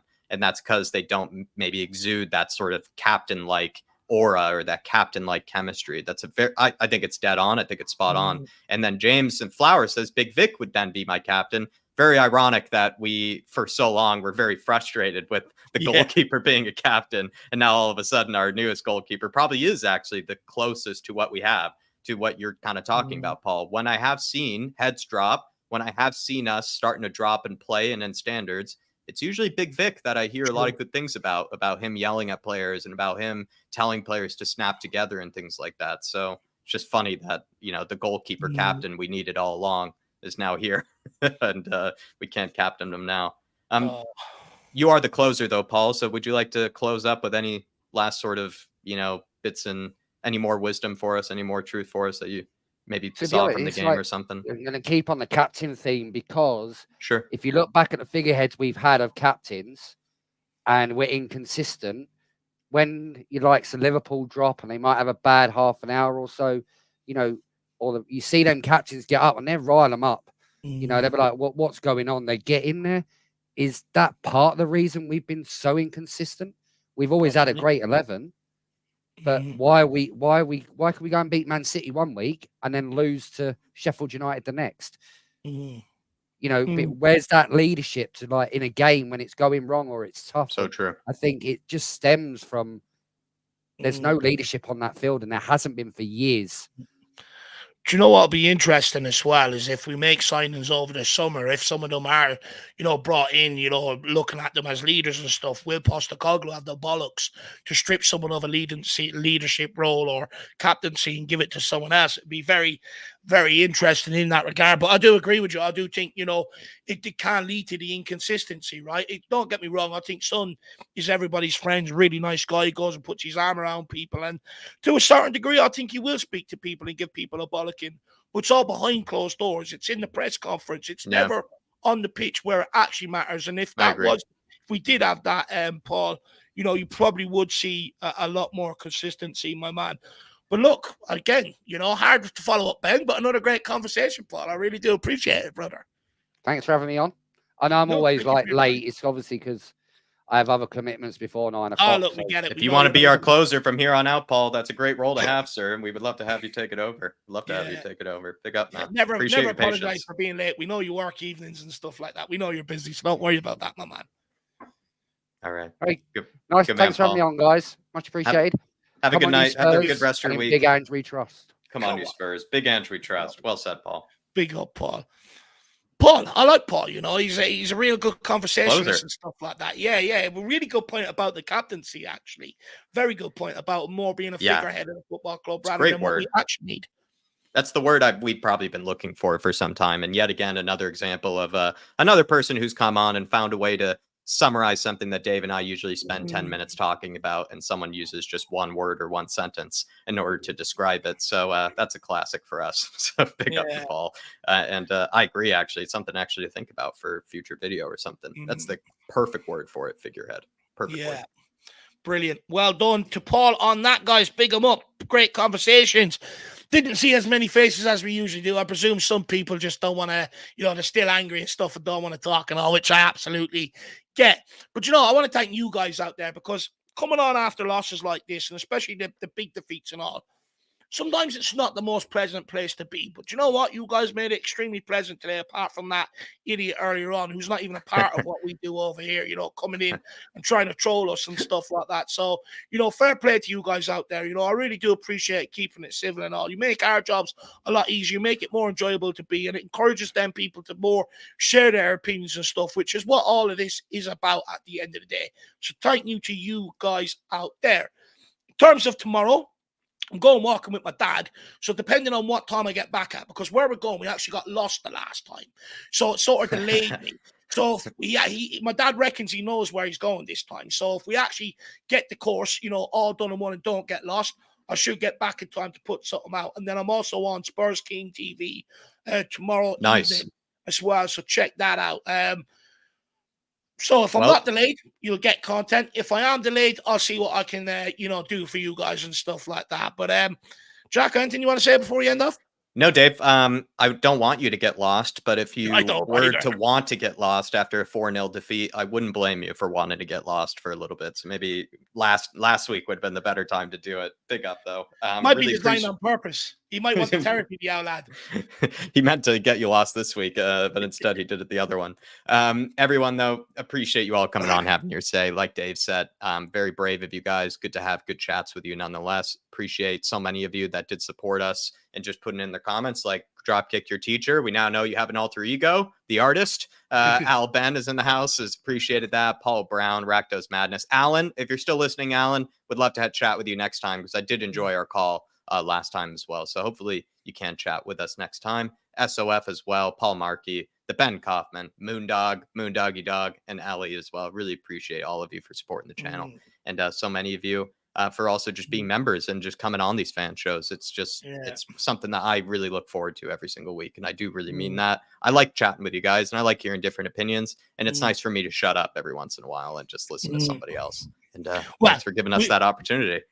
We try to shut up the best we can. But anyway, guys, thank you very much for all of your generosity, your support, your kindness, and everything else this evening. We'll see you back here hopefully tomorrow, if not definitely Wednesday.